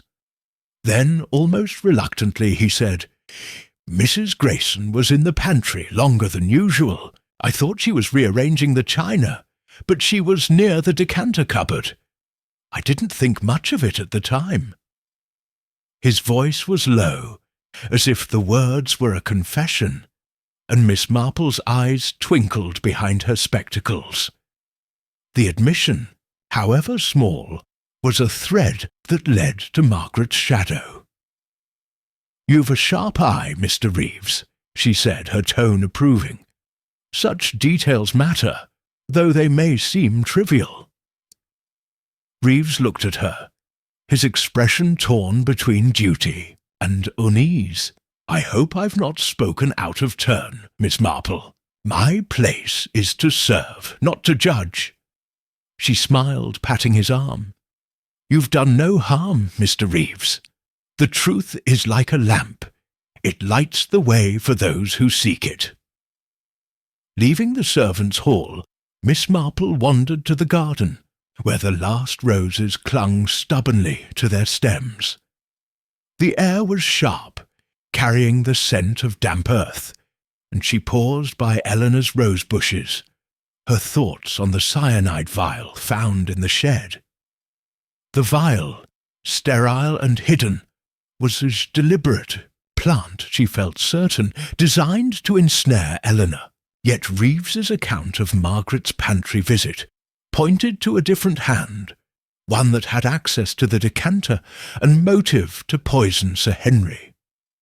Miss Marple recalled a case in St. Mary Mead, where a gardener's spade left in a rival's. Shed had nearly cost an innocent man his freedom.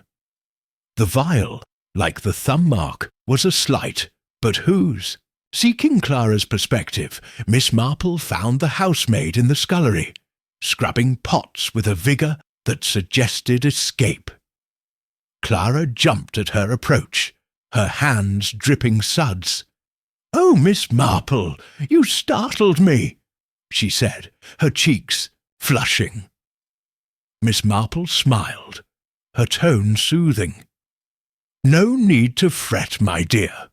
I was just thinking how much you see in this house, working so quietly behind the scenes." Clara dried her hands, her eyes wary. "I don't mean to see things, miss, but it's hard not to." Encouraged by Miss Marple's kindness, she lowered her voice. "Mr. Reeves, he was odd the day Sir Henry died, pacing the servants' hall, muttering to himself. I thought he was just upset, but he kept looking at the pantry door, like he was worried." Miss Marple's needles tucked in her bag seemed to click in her mind, marking the rhythm of a new clue. Reeves' agitation, coupled with his admission about Margaret, suggested a man torn between loyalty and suspicion. "Did he say anything?" Miss Marple asked, her tone gentle. Clara shook her head. "Not to me, miss, but he was fidgety all day, not like his usual self." Miss Marple nodded, filing the detail away. Reeves' behaviour, like the thumb mark's smudge, was a sign of intent, a crack in the household's facade. She thanked Clara, urging her to keep their talk private, and the girl nodded, her relief palpable. That afternoon, Miss Marple visited the village chemist, Mr. Dobbs, whose shop was a haven of jars and scales.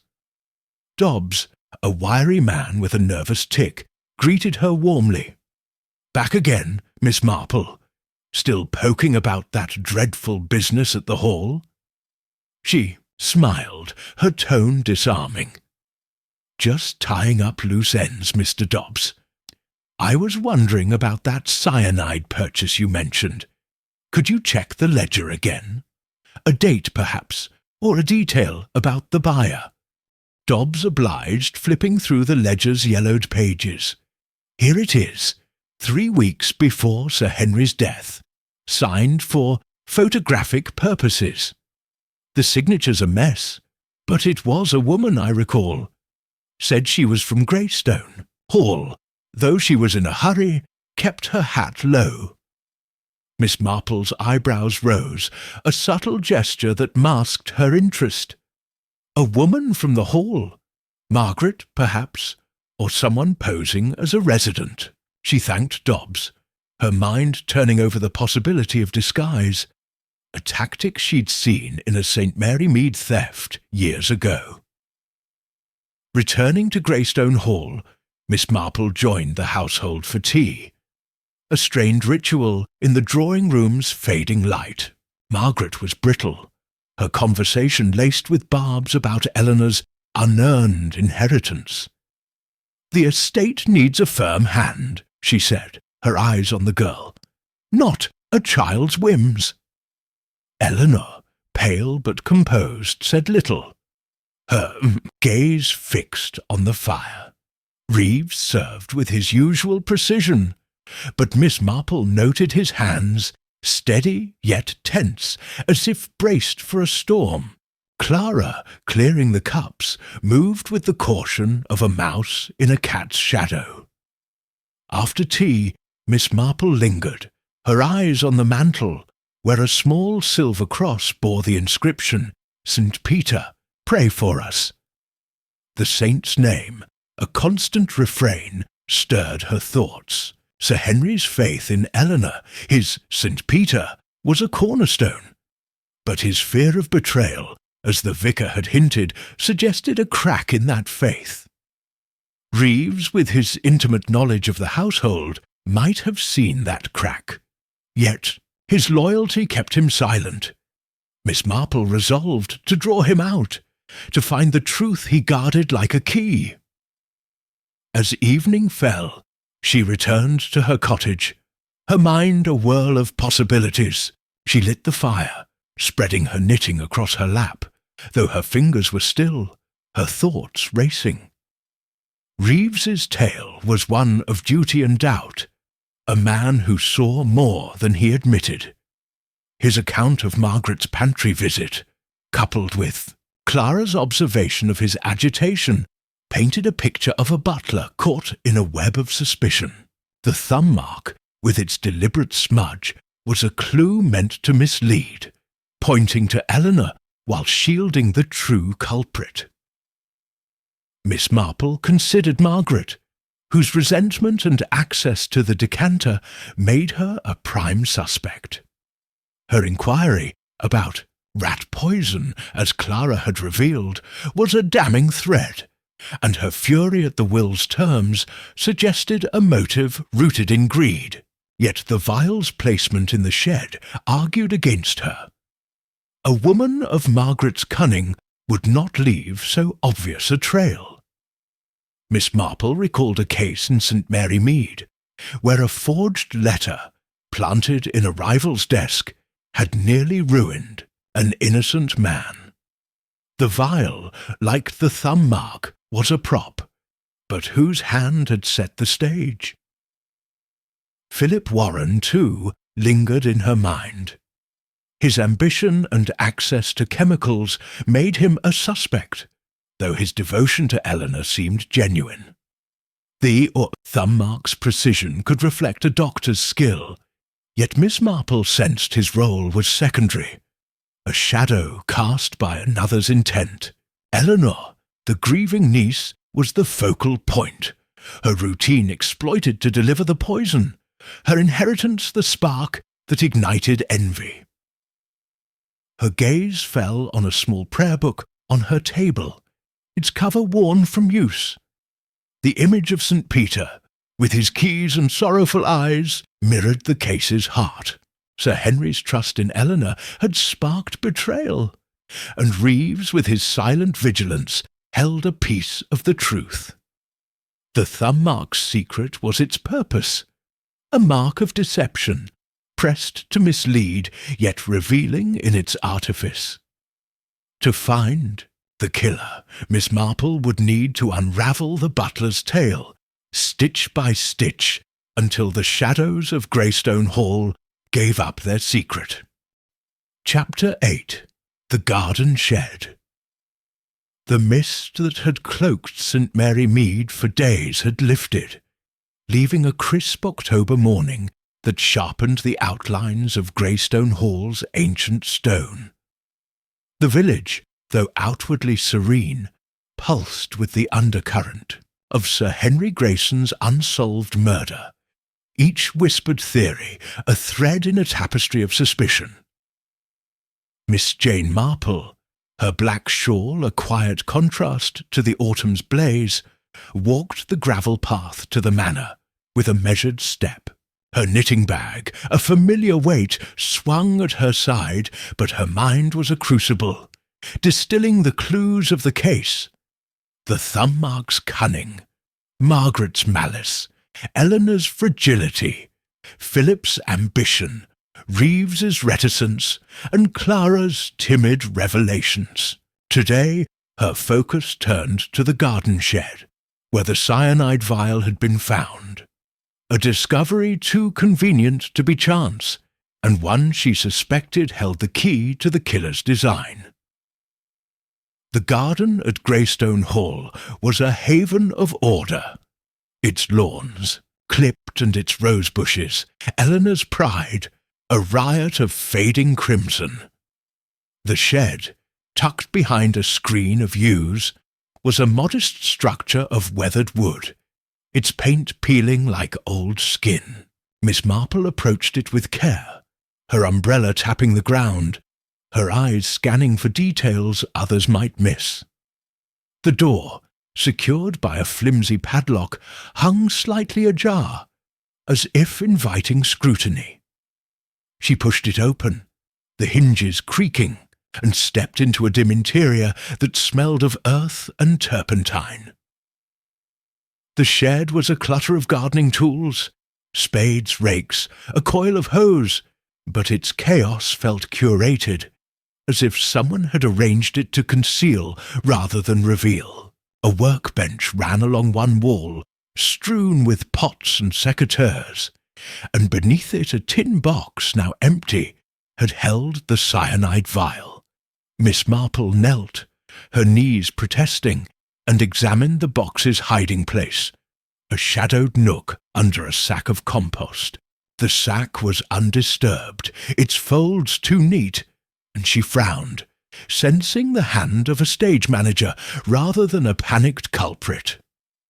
She recalled a case in St. Mary Mead, where a stolen locket, hidden in a maid's trunk, had been placed to incriminate, not to conceal. The vial, she suspected, was a similar ploy, its sterility a taunt to the police. Rising, she inspected the rose bushes outside, their thorns gleaming like tiny daggers. Eleanor's devotion to them was well known, making the shed a perfect trap to ensnare her. Yet Miss Marple's gaze fell on a patch of mud near the bushes, where boot prints, deep and broad, stood out against the softer impressions of Eleanor's smaller shoes. The prints were fresh, their edges crisp, and she noted their size, too large for a woman, too deliberate for a casual visitor. She crouched again, her magnifying glass catching the light, and traced the tread, her mind filing the detail like a card in a catalogue. The gardener, old Mr. Higgs, shuffled into view, his cap pulled low. A man of few words, he eyed Miss Marple with mild curiosity. "Morning, miss. Poking about the shed, are ye?" She smiled, her tone disarming. "Just admiring Miss Eleanor's roses, Mr. Higgs. This shed must be her sanctuary, though I hear it's had unwelcome visitors." Higgs scratched his chin, his eyes narrowing. "Aye, the police were here, fussing over that vial. No one but Miss Eleanor comes regular, though. She's the only one cares for them roses." Miss Marple nodded, her needles itching to click, though they remained in her bag. "And you've seen no one else? No strangers, or perhaps someone from the house?" Higgs shook his head, but his hesitation was telling, a pause that spoke of doubt. "Can't say I have, miss, but the shed's lock ain't worth a farthing. Anyone could slip in." His words confirmed Inspector Craddock's observation, and Miss Marple thanked him, her mind turning to the boot prints. They suggested a man, Philip Warren perhaps, or even Reeves, but their presence felt staged, another prop in the killer's drama. Returning to the hall, Miss Marple sought out Clara, finding her in the scullery, peeling potatoes with a distracted air. The housemaid jumped at her approach, her knife clattering. "Oh, Miss Marple, you gave me a fright," she said, her cheeks flaming. Miss Marple smiled, her voice a balm. "No harm done, my dear. I was thinking of the garden shed, such a quiet place, yet it's caused quite a stir." Clara's eyes widened, and she lowered her voice, glancing at the door. "It's Miss Eleanor's place, miss, but I heard Mr. Reeves say it's bad luck now, with that poison found." Miss Marple's eyebrows rose, a subtle gesture that masked her interest. "Mr. Reeves said that. He seems a man who notices much, yet says little." Clara nodded, her hands trembling. "He was out there day before the police found the vial, checking the tools, he said. Looked proper uneasy, like he knew something." The revelation was a spark, and Miss Marple's mind raced. Reeves's visit to the shed, unreported until now, was a thread that tied him to the vial's discovery. though whether as culprit or witness remained unclear. Encouraged, Miss Marple probed gently. "And did you see anyone else near the shed, Clara? Someone who might have been out of place?" Clara hesitated, then whispered, "Mrs. Grayson, Mrs. Margaret, was walking the garden that morning near the yews. I thought she was just taking air, but she was close to the shed and she looked sharp, like she was watching for something." Miss Marple's eyes twinkled. Margaret's presence so near the vial's hiding place was a damning detail, yet its timing suggested caution, not carelessness. She thanked Clara, urging her to keep their talk private, and the girl nodded, her relief palpable. At luncheon, the household gathered in the dining room, its long table set with silver and linen, though the mood was far from festive. Margaret dominated the conversation, her voice ablaze as she critiqued the police's progress. "They're blundering about, fixated on Eleanor, when the truth is plain as day. Someone outside this house had motive. Creditors, perhaps, or a rival." Her eyes flicked to Philip Warren, who had joined them, his presence a quiet support for Eleanor. Philip's jaw tightened, but he said nothing, his gaze on his plate. Miss Marple, seated at the far end, observed the interplay with quiet intensity. Margaret's deflection was strategic, casting suspicion outward while shielding her own actions. Eleanor, pale but composed, ate little, her eyes meeting Philip's in a silent exchange of strength. Reeves served with his usual precision, but Miss Marple noted his glance toward the garden window, as if the shed's shadow loomed over him.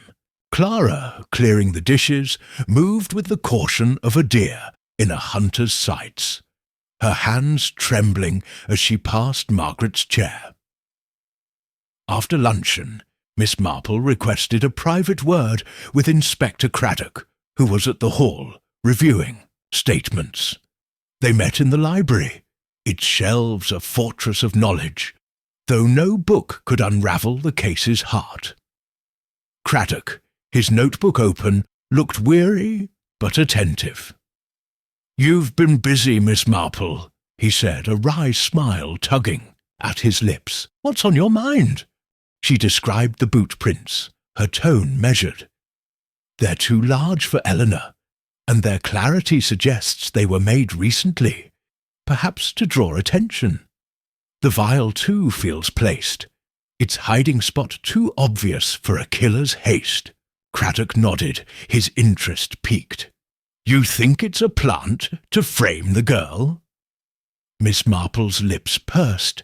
"I think, Inspector, that someone wishes us to see Eleanor as guilty, while the true hand works in shadow." Craddock promised to photograph the prints and test the tin box for traces, though he warned that the shed's traffic might muddy the evidence. Miss Marple thanked him, her mind turning to Reeves' visit to the shed, as Clara had revealed. The butler's unease, coupled with his admission about Margaret's pantry lingering, suggested a man who saw too much, yet spoke too little. She resolved to draw him out, to find the truth he guarded like a locked gate. Seeking a broader perspective, Miss Marple visited Mrs. Bantry at the vicarage, a rambling house filled with faded charm. Over tea and fruitcake, Mrs. Bantry shared the latest village talk. "The shed's the talk of the town, Jane," she said, her eyes gleaming. "They're saying Eleanor hid the poison herself, though I don't believe a word of it. But Margaret's been stirring the pot, dropping hints about Philip Warren. Says he's been in debt, borrowing for his surgery. And there's a rumour Reeves was seen near the shed, though no one's sure why." Miss Marple's needles, tucked in her bag, seemed to click in her mind, marking the rhythm of a new clue. Reeves' presence at the shed, now corroborated, was a thread that tied him to the vial's staging, though his motive remained unclear. She asked Mrs. Bantry to inquire discreetly about Philip's debts, a task the older woman accepted with relish. Thanking her, Miss Marple returned to the hall, her thoughts swirling like leaves in a gust. In the drawing-room, she found Eleanor alone, gazing at a photograph of Sir Henry, her eyes bright with unshed tears. "Miss Marple," she said, her voice soft, "do you think the shed will prove I'm innocent?" Miss Marple patted her hand, noting the girl's clenched fingers. "The shed will tell its story, my dear, as all things do. You must be brave, like your St. Peter." Eleanor nodded, her resolve a fragile flame, and Miss Marple's heart ached for her, though her mind remained fixed on the case. As evening fell, Miss Marple lingered in the garden, her eyes on the shed's silhouette against the twilight. The boot prints, the vial, Reeves's unease, Margaret's proximity, all were pieces of a puzzle, but the picture was incomplete. She considered Margaret, whose resentment and pantry access made her a prime suspect, yet the shed's staging argued against her cunning. The boot prints, too, suggested a man's involvement. Philip, perhaps, though his devotion to Eleanor seemed unshakable, or Reeves, whose loyalty might mask a deeper truth.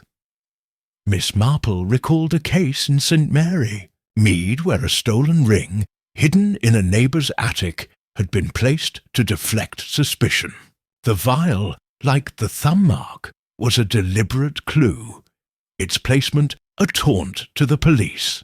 She thought of Sir Henry's fear of betrayal, as the vicar had hinted, and wondered if the shed held not just evidence, but a message, a warning to those who trusted too deeply. Returning to her cottage, she lit the fire, spreading her knitting across her lap, though her fingers were still, her thoughts racing. The garden shed was a stage, its props, the vial, the prints, crafted to ensnare Eleanor, yet revealing in their artifice. Reeves's visit, as Clara and Mrs. Bantry had noted, was a crack in his composure, a sign that he knew more than he admitted. Margaret's presence, so near the yews, was a shadow that loomed larger with each clue. Her gaze fell on a small statue on her mantel, depicting St. Peter with his keys, his face etched with resolve and regret. The saint's duality, guardian and betrayer, mirrored the case's heart. Sir Henry's faith in Eleanor had sparked envy, and one soul in Greystone Hall had turned that envy to murder. The shed's secret was its purpose, a trap to mislead, yet a mirror to the killer's intent. To find the truth, Miss Marple would need to unravel the garden's shadows, stitch by stitch, until the killer's hand was laid bare. Chapter 9. The Jealous Heart. The October sky over St. Mary Mead had cleared to a brittle blue, its clarity a stark contrast to the murk of suspicion that enveloped Greystone Hall. The village, though cloaked in its daily routines, thrummed with the pulse of Sir Henry Grayson's unsolved murder, each whispered rumour a thread in a web of intrigue. Miss Jane Marple, her black shawl draped over her shoulders, walked the familiar path to her cottage, her knitting bag a quiet companion. Her mind, however, was a crucible, refining the clues of the case. The thumb mark's artifice, the cyanide vial's staging, Margaret's venom, Eleanor's fragility, Philip's ambition, Reeves's unease, and Clara's timid truths. Today, she resolved to probe the heart of the household, to uncover the jealousy that had turned trust to poison. Determined to observe the family in a less guarded setting, Miss Marple invited the Greystone household to her cottage for tea, a pretext as disarming as it was deliberate. Her home, a haven of chintz curtains and polished oak, exuded a warmth that loosened tongues, its walls lined with watercolours and shelves of well-worn books. She prepared the tea herself, setting out a silver tray with scones, jam, and a china pot steaming with Darjeeling.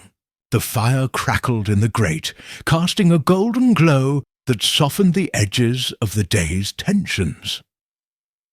Eleanor Grayson arrived first, her grey dress sombre, but her auburn hair catching the light like a flame. She clutched her prayer book, its embossed cover a talisman against the world's accusations. "Thank you for this, Miss Marple," she said, her voice soft but steady.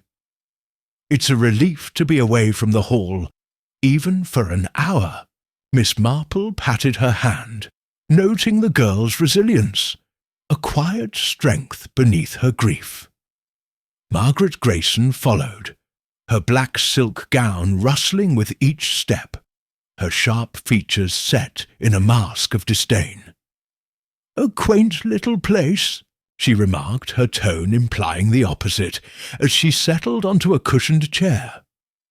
Miss Marple smiled, unruffled, and offered her a scone, her blue eyes keen behind her spectacles. Reeves, the butler, arrived next, his black suit impeccable, though his hands betrayed a faint tremor as he accepted a cup. Clara, the housemaid, hesitated at the threshold, her apron smoothed nervously, until Miss Marple beckoned her in with a gentle nod. Philip Warren, Eleanor's fiancé, completed the group, his dark coat neatly pressed, his face a study in controlled concern. As tea was poured, Miss Marple steered the conversation with the deftness of a weaver at her loom. "Such a trying time for you all," she said, her knitting needles clicking softly from her lap. "Greystone Hall is a grand house, but it carries its burdens, does it not?" Her words, though mild, stirred the air, and she noted the reactions. Eleanor's tightened lips, Margaret's stiffened posture, Reeves' averted gaze, Clara's flushed cheeks, Philip's clenched jaw. Margaret spoke first, her voice a blade, thinly sheathed. "Burdens indeed. Henry's trust in certain people was his undoing, if you ask me. He was too soft, too blind to their faults." Her eyes flicked to Eleanor, who flinched but held her ground, her fingers tracing the prayer. Book's cover. Miss Marple's needles paused, her mind seizing on Margaret's barb. The woman's resentment, honed by the will's disparity, was a poison as potent as cyanide, and her words were a calculated strike. Eleanor lifted her chin, her voice trembling but clear. "Uncle Henry was kind, Aunt Margaret. He saw good in everyone, even when it wasn't returned." The retort was gentle, yet it carried a spark of defiance, and Miss Marple noted Philip's hand, resting briefly on Eleanor's arm, a gesture of silent support. Margaret's lips thinned, her teacup rattling as she set it down. "Kindness is no shield against betrayal," she snapped, her words a lash that hung in the air. Miss Marple intervened, her tone soothing. "Betrayal is a heavy word, Mrs. Grayson. It reminds me of St. Peter, who loved yet faltered. Sir Henry called Eleanor his St. Peter, did he not?" She watched their faces closely, her question a probe disguised as reminiscence. Eleanor nodded, her eyes bright with unshed tears. "He did. It was his way of saying he trusted me." Philip's expression softened, but Margaret stiffened, her fingers digging into the chair's arm. Reeves excused himself to refill the teapot, his movements abrupt, while Clara, reaching for a scone, knocked over a spoon, her cheeks flaming. The mention of St. Peter, with its echoes of loyalty and denial, seemed to ripple through the room, and Miss Marple's mind raced. Sir Henry's faith in Eleanor, as the vicar had hinted, was shadowed by a fear of betrayal, and the thumb mark on the sherry glass was a symbol of that duality, a mark of trust defiled. She recalled a case in St. Mary Mead, where a forged diary entry, penned to implicate a rival, had unravelled when a single phrase betrayed the writer. The thumb mark, she suspected, was a similar slight, its smudge a veil over the killer's intent. To ease the tension, Miss Marple turned to Philip, her tone conversational. "Dr. Warren, you must see so much of human nature in your work, its strengths, its frailties. Sir Henry's habits, for instance, were so precise, like a clock's ticking." Philip nodded, his voice steady but guarded. He was a man of routine. Eleanor's sherry ritual was sacred to him, a moment of connection. His words were warm, but Miss Marple noted his hands, steady yet tense, as if braced for scrutiny. A doctor's hands, she thought, could handle poison with ease, yet his devotion to Eleanor seemed a shield against suspicion. Margaret seized the moment, her voice dripping with insinuation. "Routine can be a weakness, Doctor. Someone knew Henry's habits too well, wouldn't you say?" Her eyes bored into Philip, who met her gaze with a flash of anger. "If you're implying something, Mrs. Grayson, say it plainly."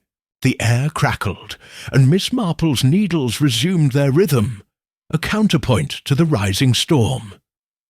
Before Margaret could retort, Clara, in her haste to clear the table, dropped a saucer, the porcelain shattering on the floor. "Oh, miss, I'm sorry," she gasped, kneeling to gather the pieces. Margaret's voice was sharp. "Clumsy girl! Can't you do anything right?" Clara's eyes filled with tears, and Miss Marple rose, helping her collect the shards, her tone soothing. "No harm done, my dear. Accidents happen." But her eyes were on Margaret, whose cruelty, though petty, revealed a heart hardened by envy. As the group dispersed, Miss Marple drew Philip aside, her voice low. "You're a steadfast friend to Eleanor, Dr. Warren, but the village talks, as villages do, about your ambitions." Philip's jaw tightened, but he answered evenly, "I've borrowed to expand my surgery, yes, but it's for my patients, not greed. Sir Henry didn't understand that, but Eleanor does." His candour was disarming, yet Miss Marple noted his unease, a flicker that suggested more than financial strain.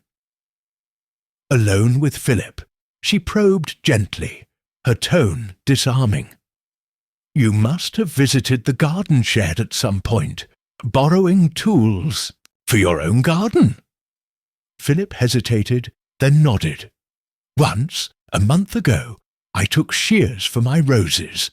Eleanor showed me where they were kept." His admission was a new thread, and Miss Marple's mind raced. Philip's presence in the shed, however brief, tied him to the vial's location, though his manner suggested no guilt. She thanked him, her eyes lingering on his steady hands, hands that could have pressed a thumb mark, or not. Returning to Greystone Hall that evening, Miss Marple sought out Inspector Craddock, who was in the library, reviewing forensic reports. The room's vast shelves loomed like silent witnesses, their shadows dancing in the lamplight. Craddock looked up, his face etched with fatigue. "Miss Marple, you're a night owl," he said, a wry smile tugging at his lips. "What's on your mind?" She shared her observations from the tea, her tone measured.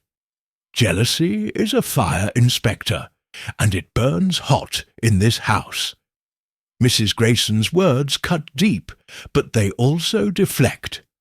And Dr. Warren's visit to the shed, however innocent, is a detail we can't ignore. Craddock nodded, his interest piqued. "We've tested the boot prints, men's, size 10, but no match to Philip's shoes. The vial's clean, as you suspected, like it was wiped down." Miss Marple's lips pursed. The vial's sterility, like the thumb mark's smudge, was a deliberate act, a killer's signature. Craddock added, "We're close to arresting Eleanor, Miss Marple. The sherry, the shed, the inheritance, it's a strong case." Miss Marple's eyes twinkled, though her voice was firm. "A strong case, Inspector, but a false one. The truth is like a garden. It needs tending, not trampling." Craddock sighed, promising to delay, and Miss Marple thanked him, her mind turning to the tea's revelations. Margaret's hostility, Philip's defensiveness, Reeves's abrupt exit, Clara's fear, all pointed to a household fractured by envy. The mention of St. Peter had struck a nerve, particularly with Margaret, whose reaction suggested a personal wound. Miss Marple recalled a case in St. Mary Mead, where a spiteful letter, penned to ruin a rival, had revealed the writer's jealousy through a single misspelled word. Margaret's barbs, she suspected, were a similar mask, concealing a deeper intent. Seeking a broader perspective, Miss Marple visited Mrs. Bantry the next morning at the vicarage, a sprawling house filled with faded charm. Over tea and biscuits, Mrs. Bantry shared the latest village gossip. "Margaret's at it again, Jane," she said, her eyes gleaming. "Says Eleanor's unfit to inherit, that she's too weak to manage the hall. And she's been sniffing around Philip, hinting he's in debt up to his ears. Vicious, if you ask me." Miss Marple's needles, tucked in her bag, seemed to click in her mind, marking the rhythm of a new clue. Margaret's campaign was relentless, but it also betrayed fear, a need to shift suspicion. Mrs. Bantry added, "And there's talk about Reeves.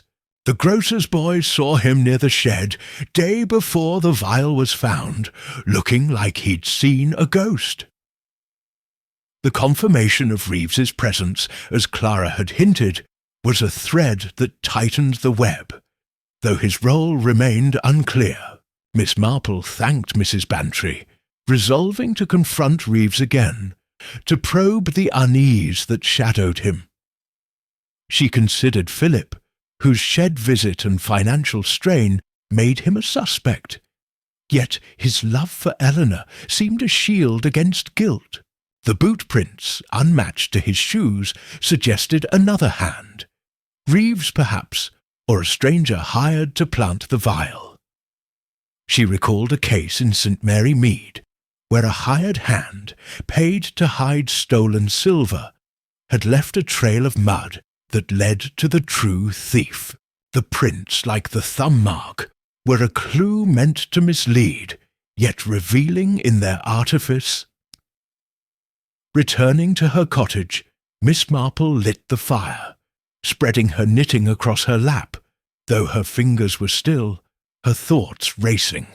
The jealous heart of Greystone Hall was laid bare at her tea. Margaret's envy, Philip's loyalty, Reeves's caution, Clara's fear. The thumb mark, with its deliberate smudge, was a symbol of that jealousy, a mark of betrayal pressed to ensnare Eleanor. She considered Margaret, whose pantry lingering and poison inquiry made her a prime suspect. Yet the vile staging argued against her cunning. Reeves, with his shed visit and pantry knowledge, held a piece of the truth. His silence, a wall she must breach. Her gaze fell on a small prayer card on her table, depicting St. Peter with his keys, his face etched with sorrow. The saint's duality, guardian and betrayer, mirrored the case's core. Sir Henry's trust in Eleanor had sparked a jealous heart, and one soul in Greystone Hall had turned that jealousy to murder. The thumb mark's secret was its intent, a clue to mislead, yet a mirror to the killer's soul. To find the truth, Miss Marple would need to unravel the heart's shadows, stitch by stitch, until the killer's envy was laid bare. Chapter 10. The decanter's truth. The October days in St. Mary Mead had grown brittle, the air sharp with the promise of frost, as if nature itself sensed the chill of Greystone Hall's unresolved tragedy. The village, though draped in its customary calm, buzzed with speculation, each tea shop and lane alive with theories about Sir Henry Grayson's poisoning. Miss Jane Marple, her black shawl a quiet shield against the cold, walked the path to the manor with a steady tread. Her knitting bag swung at her side, a familiar weight, but her mind was a crucible, distilling the clues of the case. The thumb mark's cunning, the vial's staging, Margaret's malice, Eleanor's fragility, Philip's loyalty, Reeves's unease, and Clara's whispered truths. Today, her focus turned to the sherry decanter, the silent witness to Sir Henry's final moments, whose clarity might reveal the killer's hand. Greystone Hall's drawing room, with its heavy drapes and flickering firelight, held a sombre air as Miss Marple entered. Eleanor Grayson sat by the window, her auburn hair a soft glow against her grey dress, her hands idle, her prayer book set aside. Margaret Grayson, perched on a velvet settee, was a study in restrained fury, her black silk gown absorbing the light, her sharp features etched with disdain. Reeves the butler moved silently, adjusting a vase of late roses, his presence as unobtrusive as a shadow. Clara, the housemaid, polished a silver tray with nervous energy, her eyes darting to the door. Miss Marple settled into a chintz armchair, her knitting needles clicking softly, a rhythm that anchored her amid the room's tension. She began with a disarming observation, her voice gentle as a lullaby. "This house has such a history," she said, her eyes sweeping the room. "Every object carries a memory, doesn't it? The sherry decanter, for instance, so elegant, yet so central to this tragedy." Her words, though casual, landed like pebbles in a still pond, and she noted the reactions. Eleanor's faint wince, Margaret's stiffened spine, Reeves's momentary pause, Clara's flushed cheeks. Margaret spoke first, her tone sharp as a blade. "The decanter is in police hands, Miss Marple. I fail to see what it could tell us now, beyond poor Eleanor's carelessness." Her eyes flicked to the girl, a barb disguised as pity, and Eleanor's lips tightened, though she said nothing. Miss Marple's needles slowed, her mind seizing on Margaret's deflection. The woman's insistence on Eleanor's guilt was a shield, protecting her own shadow, and Miss Marple resolved to test its strength.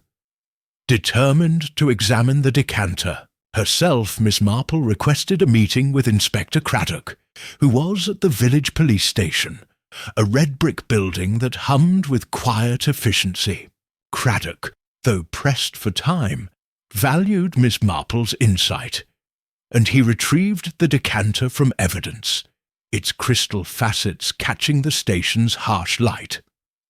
The stopper, slightly askew, gleamed with a clarity that belied its deadly role. Miss Marple peered at it through her magnifying glass. Her lips pursed in concentration. "There's a residue here," she murmured, pointing to the stopper's edge, where a faint, powdery film clung. "Not on the decanter's body, but here, where it seals the liquid." Craddock leaned closer, his brow furrowing. "You think the poison was applied to the stopper?" Miss Marple's eyes twinkled. I think, Inspector, that someone tampered with the decanter before Eleanor poured the sherry, ensuring Sir Henry's fate. The thumb mark on the glass was a distraction, pressed after the fact to point elsewhere. Craddock's interest was piqued, and he promised to test the residue, though he warned that cyanide's volatility might yield little. Miss Marple thanked him, her mind racing. The decanter's truth was its subtlety. A poison applied not to the sherry itself, but to the stopper, a method that required access and precision. She recalled a case in St. Mary Mead, where a tampered ink bottle laced with arsenic had nearly cost a solicitor his life until a single drop betrayed the culprit. The stopper's residue, she suspected, was a similar clue, pointing to a killer who planned with care. Returning to Greystone Hall, Miss Marple sought out the pantry, a fortress of order where the decanter had once resided. The room was empty, its shelves gleaming with crystal and silver, the cupboard's latch a silent sentinel.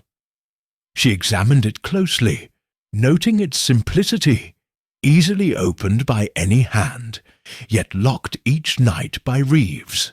Margaret's lingering presence, as Reeves and Clara had revealed, was a damning thread, and the stopper's residue tightened the web around her. Yet Miss Marple cautioned herself against haste. A clever killer would exploit the pantry's accessibility to shift blame. Seeking Clara's perspective, Miss Marple found the housemaid in the servants' hall, folding napkins with a distracted air. Clara jumped at her approach, her hands trembling. "Oh, Miss Marple, you startled me," she said, her cheeks flaming. Miss Marple smiled, her voice soothing. "No need to fret, my dear.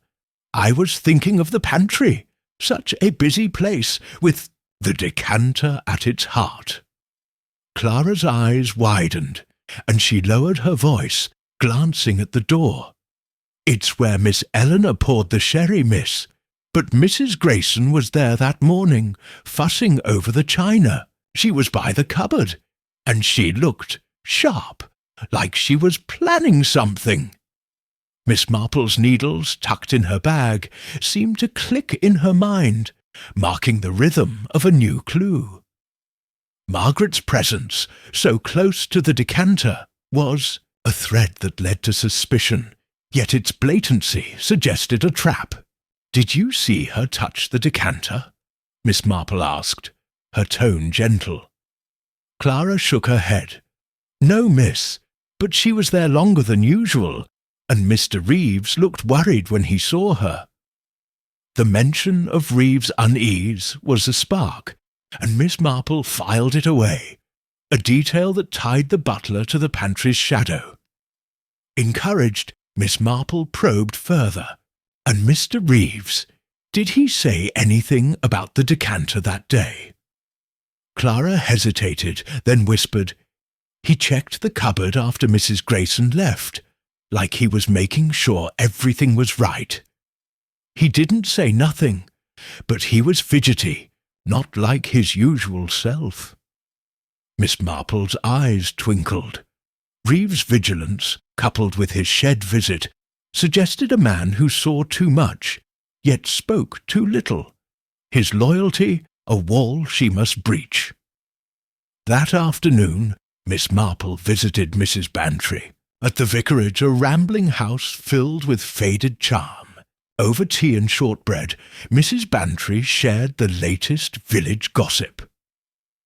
"Margaret's at it again, Jane," she said, her eyes gleaming.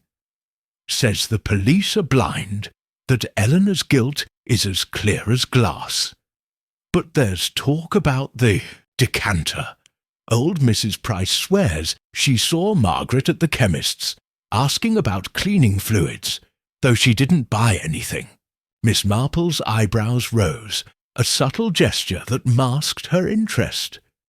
Cleaning fluids could be a pretext for cyanide, and Margaret's inquiry, however vague, was a thread that tightened the web. Mrs. Bantry added, "And Philip Warren's been quiet, but the grocer says he was in debt to a London supplier. Something about medical equipment. Sir Henry wouldn't help, so he's been scraping by." Miss Marple's needles seemed to click in her mind, marking the rhythm of Philip's financial strain, a motive that lingered, though his devotion to Eleanor seemed a shield against guilt. Returning to Greystone Hall, Miss Marple joined the household for dinner. A subdued affair in the dining-room's candle-lit glow. Margaret was silent, her eyes fixed on her plate, though her fingers toyed restlessly with her napkin. Eleanor, seated opposite, ate little, her gaze distant, her prayer-book absent for the first time. Philip, at her side, was a quiet presence, his hand brushing hers in a gesture of comfort. Reeves served with his usual precision, but Miss Marple noted his glance toward the pantry door as if its shadow loomed over him. Clara, clearing the dishes, moved with the caution of a mouse in a cat's shadow, her hands trembling as she passed Margaret's chair. After dinner, Miss Marple lingered in the drawing-room, her eyes on the mantel, where a small silver cross bore the inscription, "St. Peter, pray for us."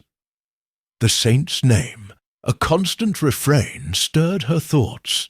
Sir Henry's faith in Eleanor, his St. Peter, was a cornerstone, but his fear of betrayal, as the vicar had hinted, suggested a crack in that faith. The decanter's stopper, with its faint residue, was a clue to that betrayal, a mark of a killer who exploited trust to deliver death. Seeking a broader perspective, Miss Marple visited the village chemist, Mr. Dobbs, the next morning. His shop, a haven of jars and scales, smelled of lavender and liniment. Dobbs greeted her warmly, adjusting his spectacles. "Back again, Miss Marple, still unravelling that business at the Hall?" She smiled, her tone disarming.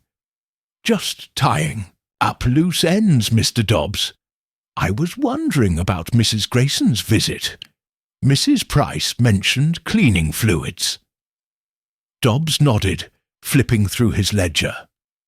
"She asked about solvents, said it was for silver polish, but she didn't buy, seemed in a rush, kept her scarf high."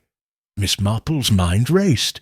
Solvents like rat poison could be a pretext, and Margaret's haste suggested caution, not innocence. Thanking Dobbs, Miss Marple returned to the hall, her thoughts swirling like leaves in a gust. The decanter's truth was its subtlety, a poison applied to the stopper, a method that required access and foresight.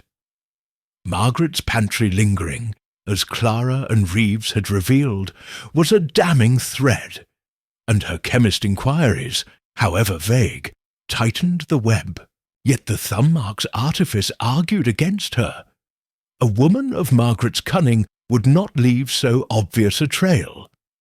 Miss Marple recalled a case in St. Mary Mead, where a tampered teapot, laced with belladonna, had nearly cost a spinster her life until a single leaf betrayed the culprit. The stopper's residue, she suspected, was a similar clue, pointing to a killer who planned with care. She considered Reeves, whose unease and shed visit suggested knowledge, perhaps of Margaret's actions, yet his loyalty kept him silent. Philip, too, lingered in her mind, his financial strain a motive, though his love for Eleanor seemed a shield against guilt. The boot prints, unmatched to his shoes, suggested another hand. Reeves, perhaps, or a stranger hired to plant the vial. Miss Marple recalled a case in St. Mary Mead, where a hired hand, paid to hide stolen jewels, had left a trail of dust that led to the true thief. The prints, like the thumb mark, were a clue meant to mislead, yet revealing in their artifice. Returning to her cottage, Miss Marple lit the fire, spreading her knitting across her lap, though her fingers were still, her thoughts racing. The decanter's truth was its silence, a vessel of trust turned to betrayal. Margaret's shadow loomed large, her envy and access a potent mix, yet the vial's staging and the thumb mark's smudge suggested a deeper game. Reeves, with his pantry vigilance and shed visit, held a piece of the truth, his silence a wall she must breach. Eleanor, the grieving niece, was the focal point, her routine exploited to deliver the poison, her inheritance the spark that ignited envy. Her gaze fell on a small icon on her mantel, depicting St. Peter with his keys, his face etched with resolve and regret. The saint's duality, guardian and betrayer, mirrored the case's core. Sir Henry's trust in Eleanor had sparked a jealous heart, and one soul in Greystone Hall had turned that jealousy to murder. The decanter's truth was its subtlety, a clue to the killer's intent, hidden in plain sight. To find the truth, Miss Marple would need to unravel the stopper's secret, stitch by stitch, until the killer's hand was laid bare. Chapter 11. The Confession. The October frost had tightened its grip on St. Mary Mead, silvering the hedgerows and lending a crystalline edge to the morning light. Greystone Hall, its stone walls softened by a lingering mist, stood as a silent sentinel over the village, its secrets locked within like jewels in a vault. Miss Jane Marple, her black shawl drawn against the chill, walked the familiar path to the manor with a quiet resolve. Her knitting bag, a steadfast companion, hung at her side. But her mind was a crucible, refining the intricate web of Sir Henry Grayson's murder. The thumb mark's artifice, the cyanide vial's staging, the decanter's subtle truth, Margaret's venom, Eleanor's fragility, Philip's loyalty, Reeves's unease, and Clara's timid revelations. Today, she aimed to pierce the heart of the case, to draw out the confession that would unravel the killer's shadow, and she sensed that James Reeves, the butler, held the key to that truth. The servants' hall at Greystone Hall was a stark contrast to the manor's opulent rooms, its plain walls and scrubbed oak table a testament to utility. Miss Marple found Reeves there, arranging a tray of crystal glassware with a precision that bordered on reverence. His grey hair was neatly combed, his black suit immaculate, but his eyes, when they met hers, carried a shadow of apprehension. She greeted him with a gentle smile, settling onto a wooden bench, her knitting bag at her feet. "You keep this house in such splendid order, Mr. Reeves," she said, her voice warm as a hearth. "It must be a comfort, maintaining routine amidst such turmoil." Reeves inclined his head, his hands pausing briefly on a glass. "It's my duty, Miss Marple. Sir Henry valued order, and I strive to uphold his standards." His tone was measured, but Miss Marple noted the faint tremor in his fingers, a sign of strain beneath his polished facade. She opened her knitting bag, drawing out a half-finished shawl, and began to work, her needles clicking softly, a rhythm that invited confidences like a melody. "I've always thought a butler sees more than most," she said, her eyes on her stitches. "The quiet moments, the unguarded glances, things that slip past others." Reeves resumed his task, his movements deliberate. "A butler's role is to serve, madam, not to pry." The words were a polite deflection, but Miss Marple was undeterred, her tone as light as a summer breeze. "Of course," she said, "but when a life has been taken, silence can weigh heavily. The pantry, for instance, such a vital part of Sir Henry's routine, with the decanter at its heart." Reeves's hand stilled, and Miss Marple pressed gently, her voice soft but probing. "You saw something that morning, didn't you? Something that troubles you still." Her words were a delicate needle, threading through the fabric of his composure, and she watched his face, noting the flicker of conflict in his eyes. Reeves set down the glass, his expression torn between duty and dread. For a moment she thought he would retreat into silence, as he had before. Then, with a sigh that seemed to carry the weight of years, he spoke, his voice low. "You're right, Miss Marple. I saw something, though I've tried to forget it. Mrs. Grayson, Mrs. Margaret, was in the pantry longer than she ought to have been. She was by the decanter cupboard, handling the stopper. I thought she was polishing it, but her manner? It was furtive, like she didn't want to be seen." Miss Marple's needles slowed, her mind seizing on the admission. The stopper, with its faint cyanide residue, was the linchpin of the case, and Reeves's observation was a thread that tightened the web around Margaret. "Furtive?" she repeated, her tone encouraging. "That must have struck you as odd for a woman so commanding." Reeves nodded, his hands clasped tightly. "It did, madam. I checked the decanter after she left, and the stopper was loose, not as I'd left it. I tightened it, thinking it a mistake, but later, when Sir Henry died—" His voice faltered, and Miss Marple saw the guilt in his eyes, a man tormented by what he had failed to prevent. "You couldn't have known," she said, her voice a balm. "But you've carried this alone too long, Mr. Reeves. Did you tell anyone?" Reeves shook his head, his gaze fixed on the table. "I feared for my place, Miss Marple. Mrs. Grayson has a temper, and I've no family to fall back on. But it's eaten at me, knowing I stayed silent." His confession was a crack in the dam, and Miss Marple knew the truth was close to breaking free. She leaned forward, her tone firm yet kind. "You've done right to tell me, Mr. Reeves. The truth is, like a wound, it must be opened to heal.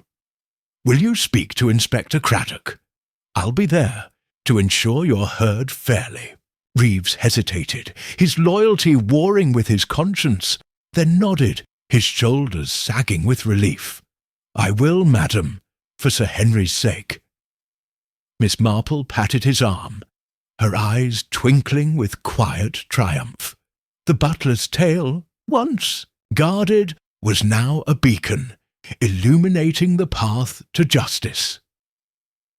Leaving the servants' hall, Miss Marple sought out Margaret Grayson, determined to test her reaction before the police were involved. She found her in the library, a vast room of leather-bound volumes and flickering lamplight, where Margaret sat at a writing desk, penning a letter with sharp, angry strokes. Her black silk gown gleamed like armour, but her face, when she looked up, was a mask of barely contained fury. "Miss Marple," she said, her voice cold, "to what do I owe this intrusion?" Miss Marple settled into a chair, her knitting bag at her feet, her expression one of kindly concern. "I was reflecting on Sir Henry's death," she said, her voice soft but deliberate. "Such a tragedy, and so cleverly done. The decanter's stopper, for instance, a subtle choice for poison, requiring a steady hand." Her words were a probe, and she watched Margaret closely, noting the sudden stillness in her posture, the tightening of her grip on the pen. "I've no idea what you mean," Margaret said, her tone sharp but unsteady. "The police have the decanter. If you've something to say it plainly." Miss Marple's needles began to click, a rhythm that seemed to unnerve her. "Oh, I'm only an old woman, Mrs. Grayson, piecing things together. But the pantry, you see, is such an open place, and the stopper's residue tells a story. Someone saw you there handling it just before Sir Henry's death." Margaret's face paled, her eyes narrowing to slits. "That's absurd. I was checking the silver, as I often do. You've no proof, only gossip from servants." Her voice rose, a shrill edge betraying her fear, and Miss Marple's needles paused, her mind registering the crack in Margaret's facade. "Proof is for the police, my dear," she said calmly, "but truth has a way of surfacing, like a stone in a stream." Margaret's pen snapped in her hand, ink staining her fingers, and she rose, her silk skirts rustling like a storm. "You can't prove anything," she cried, sweeping from the room, leaving a silence that pulsed with her panic. Miss Marple remained in the library, her thoughts swirling like leaves in a gust. Margaret's reaction was a confession in itself, a flare of guilt that illuminated her actions. The stopper's residue, as Reeves had confirmed, was the key, a clue to a killer who exploited Eleanor's routine to deliver death. Yet Miss Marple cautioned herself against certainty. Margaret's intelligence argued against so blatant a trail, and the thumb-mark's smudge suggested a deeper cunning. She recalled a case in St. Mary Mead, where a poisoned cake left in a rival's kitchen had nearly ruined an innocent woman until a single crumb betrayed the true culprit. The stopper, she suspected, was a similar clue, pointing to Margaret while shielding her intent.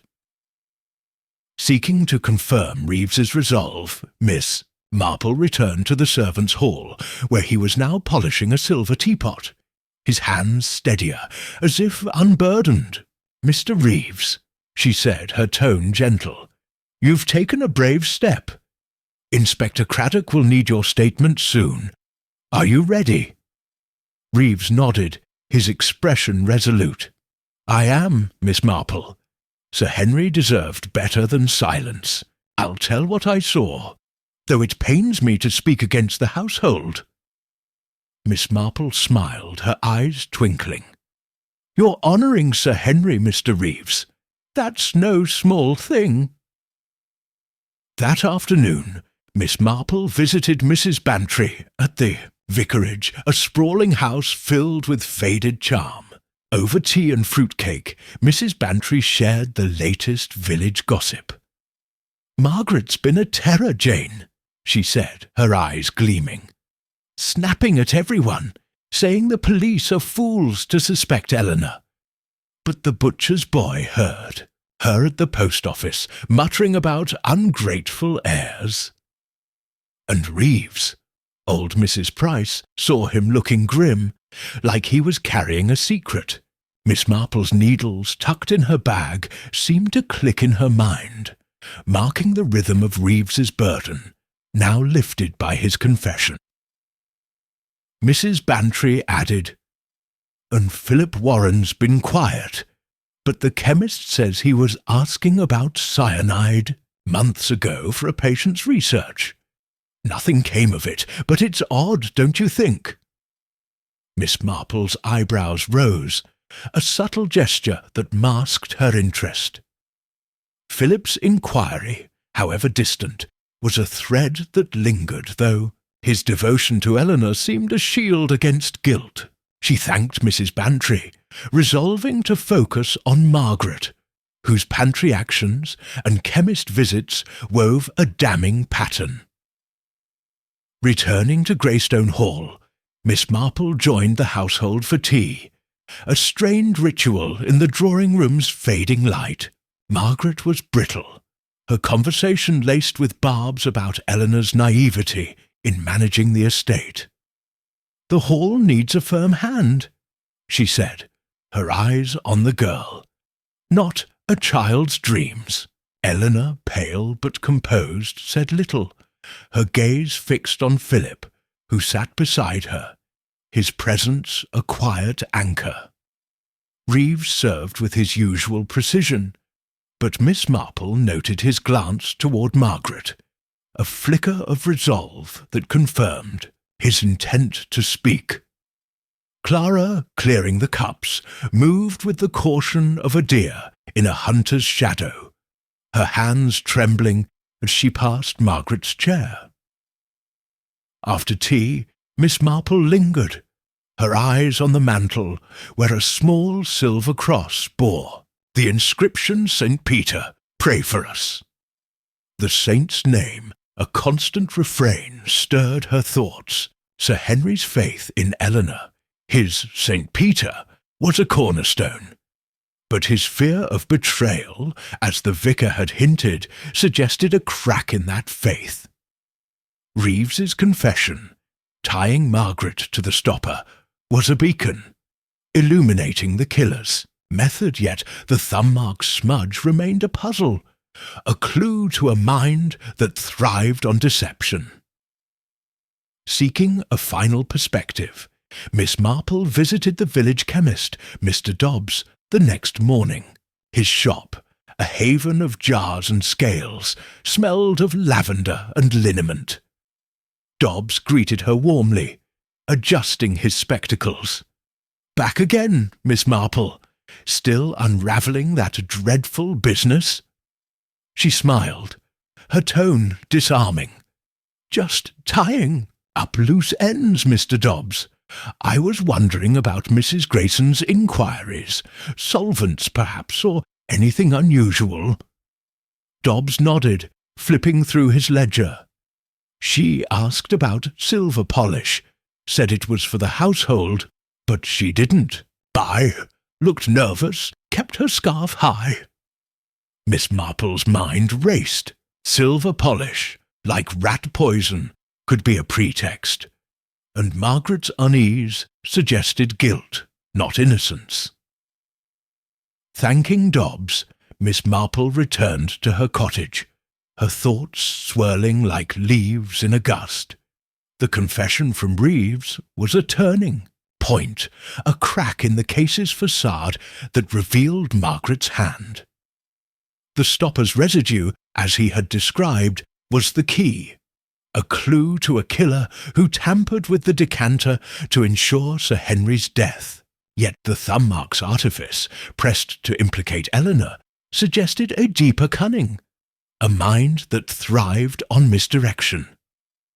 Miss Marple considered Philip, whose distant cyanide inquiry lingered, though his love for Eleanor seemed a shield against guilt. Clara's fear, too, was a thread, her observations of Margaret's pantry lingering, and Reeves's unease tying the household together.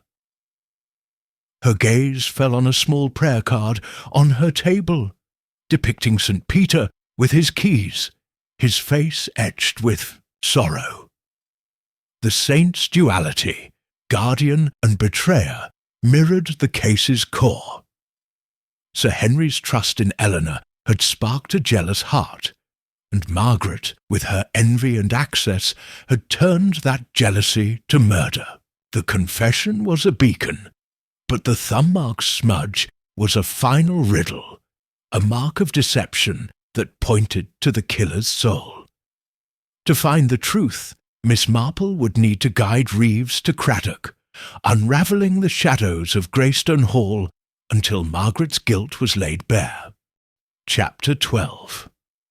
The Rock of Truth. The October frost had woven a delicate filigree across St. Mary Mead, silvering the village's cobblestones and lending a crystalline sheen to the morning air. Greystone Hall, its weathered stone bathed in pale light, stood as a silent witness to the tragedy that had unfolded within its walls, its secrets now poised to break free. Miss Jane Marple, her black shawl drawn tightly against the chill, walked the gravel path to the manor with a quiet resolve. Her knitting bag, a constant companion, swung lightly at her side. But her mind was a beacon, illuminating the intricate web of Sir Henry Grayson's murder.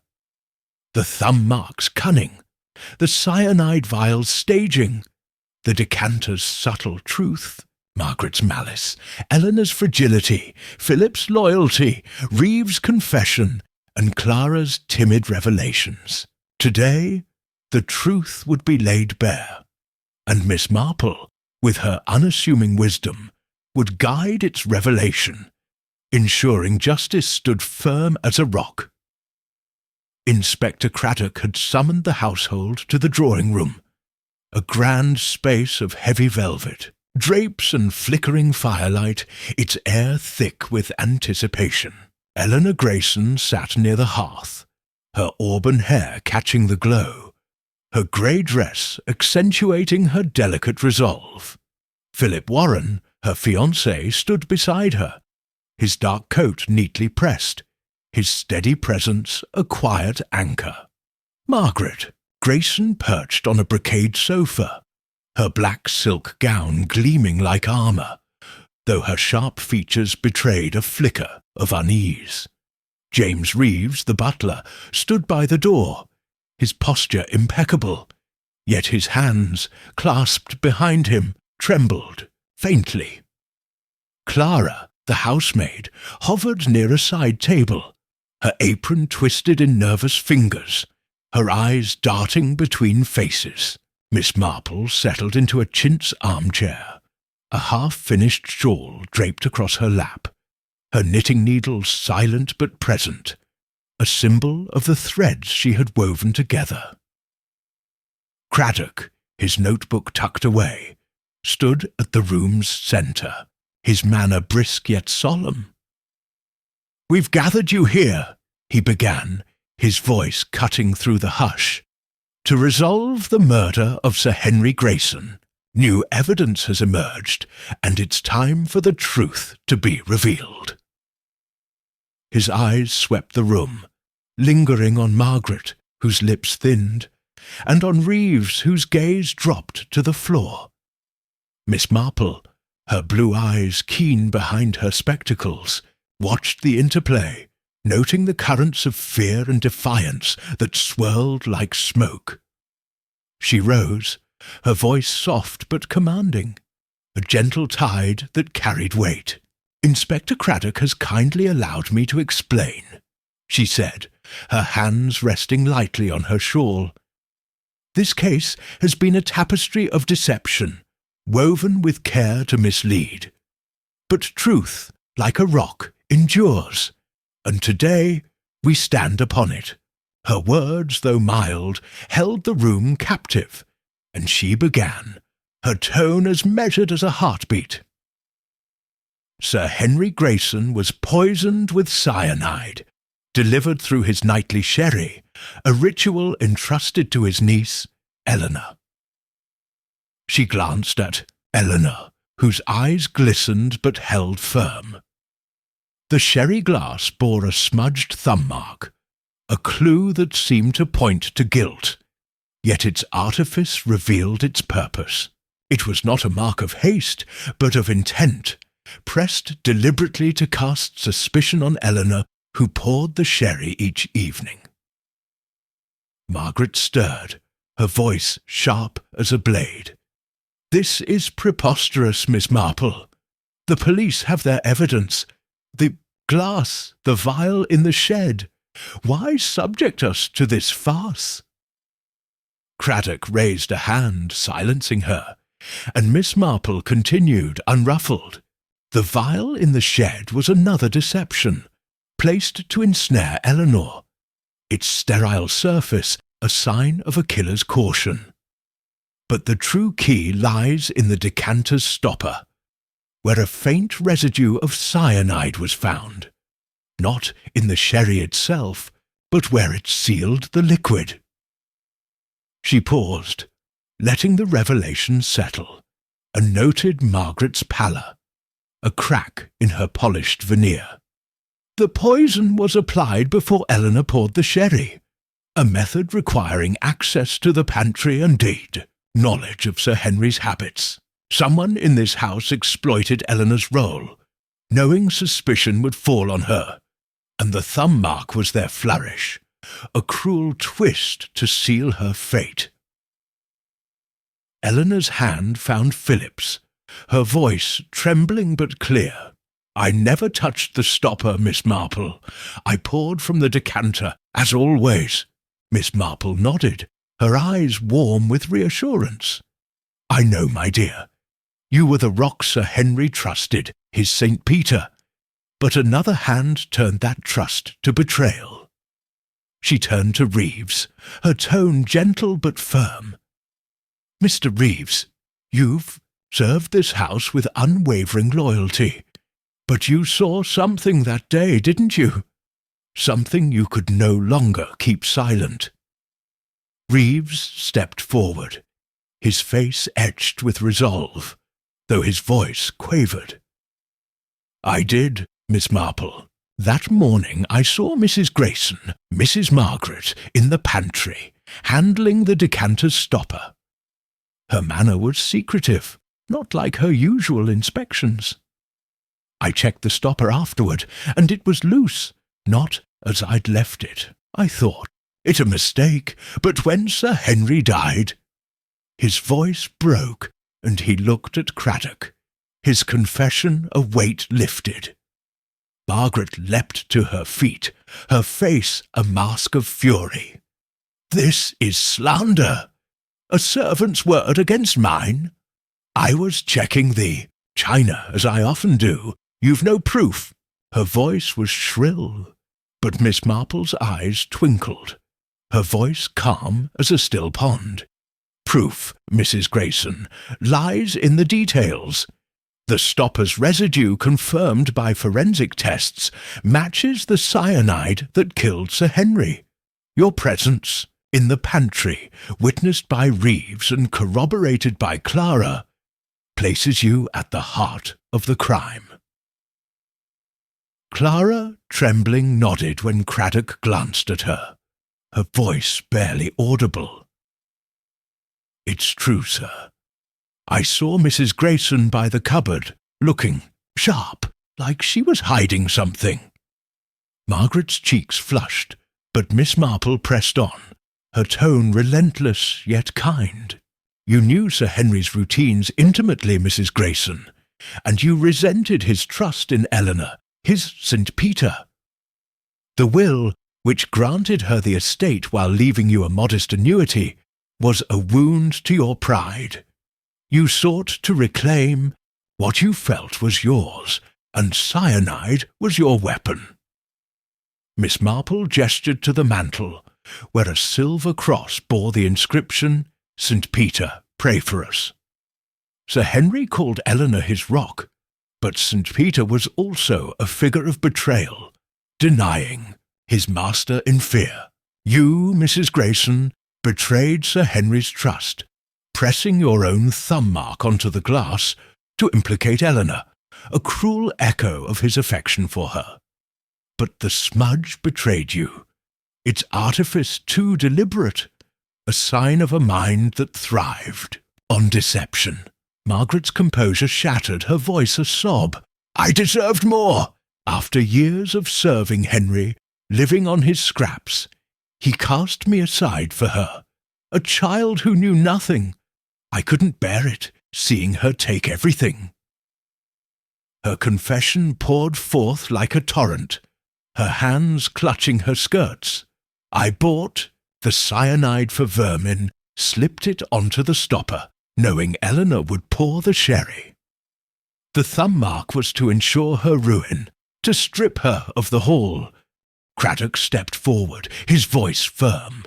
Margaret Grayson, you're under arrest for the murder of Sir Henry Grayson.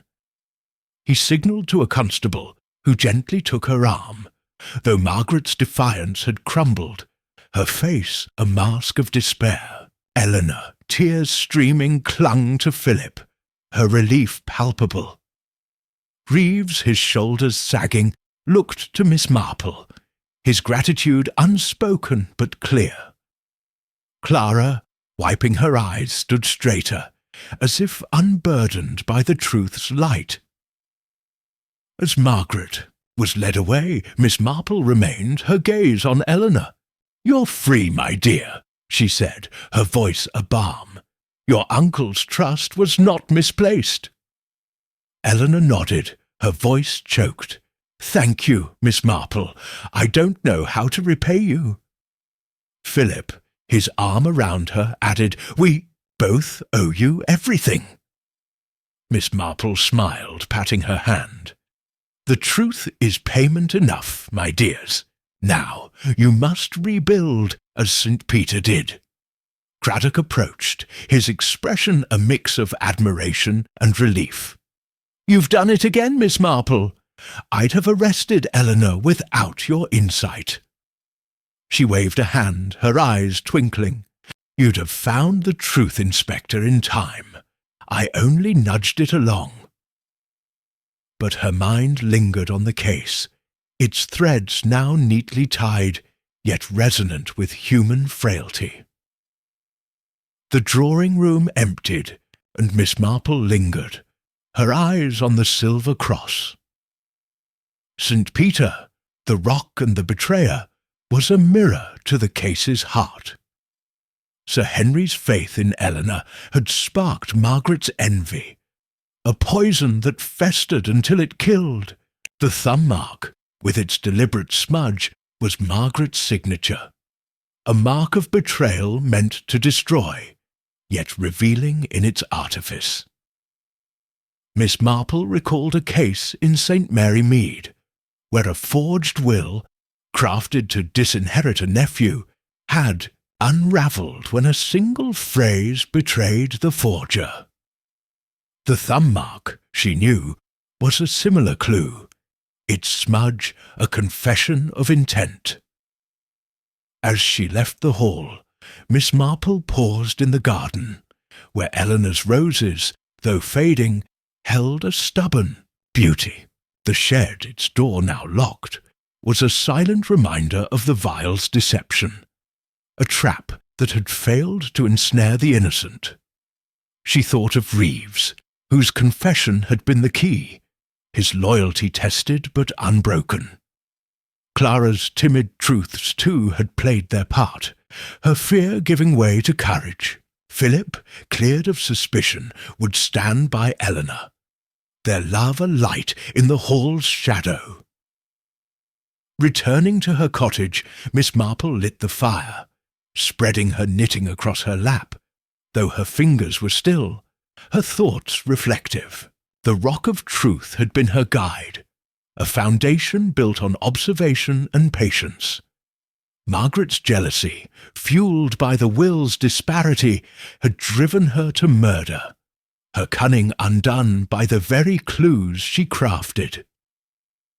The decanter's stopper, with its faint residue, was the linchpin, a detail that pointed to her hand. The vial, the boot prints, the thumb mark, all were props in her drama, meant to mislead, yet revealing in their design. She considered the others, each a thread in the tapestry. Eleanor, the grieving niece, had been the target, her innocence, a shield against Margaret's malice. Philip, with his distant cyanide inquiry, had been a shadow suspect, his loyalty to Eleanor his salvation. Reeves, with his pantry vigilance and shed visit, had held the truth. His confession, a bridge to justice. Clara, with her quiet observations, had been the spark, her fear giving way to truth. Her gaze fell on a small prayer card on her table, depicting St. Peter with his keys, his face etched with resolve and sorrow. The saint's duality, guardian and betrayer, mirrored the case's core. Sir Henry's trust in Eleanor had sparked a jealous heart, and Margaret, with her envy and cunning, had turned that trust to murder. The rock of truth, Miss Marple knew, was not just Eleanor's innocence, but the human heart's capacity for redemption, as St. Peter had found after his denial. As the fire crackled, Miss Marple took up her needles, their rhythm a quiet hymn, to resolution. Greystone Hall would heal, its shadows lifted by the light of justice. Eleanor and Philip would carry forward, their love a testament to Sir Henry's faith. Reeves and Clara, too, would find peace, their roles in the truth's unveiling a quiet pride. Margaret, bound by her own malice, would face the law, her confession a mirror to her soul. Miss Marple set her knitting aside, her eyes on the flames. The case was closed, its threads neatly tied, yet it lingered in her heart, a reminder of the frailty and strength of those she met. St. Mary Mead would return to its rhythms, its gossip fading like autumn leaves. But Miss Marple knew other puzzles, would come other truths to uncover. For now, she rested on the rock of truth, content that justice, like St. Peter's keys, had opened the gate to light.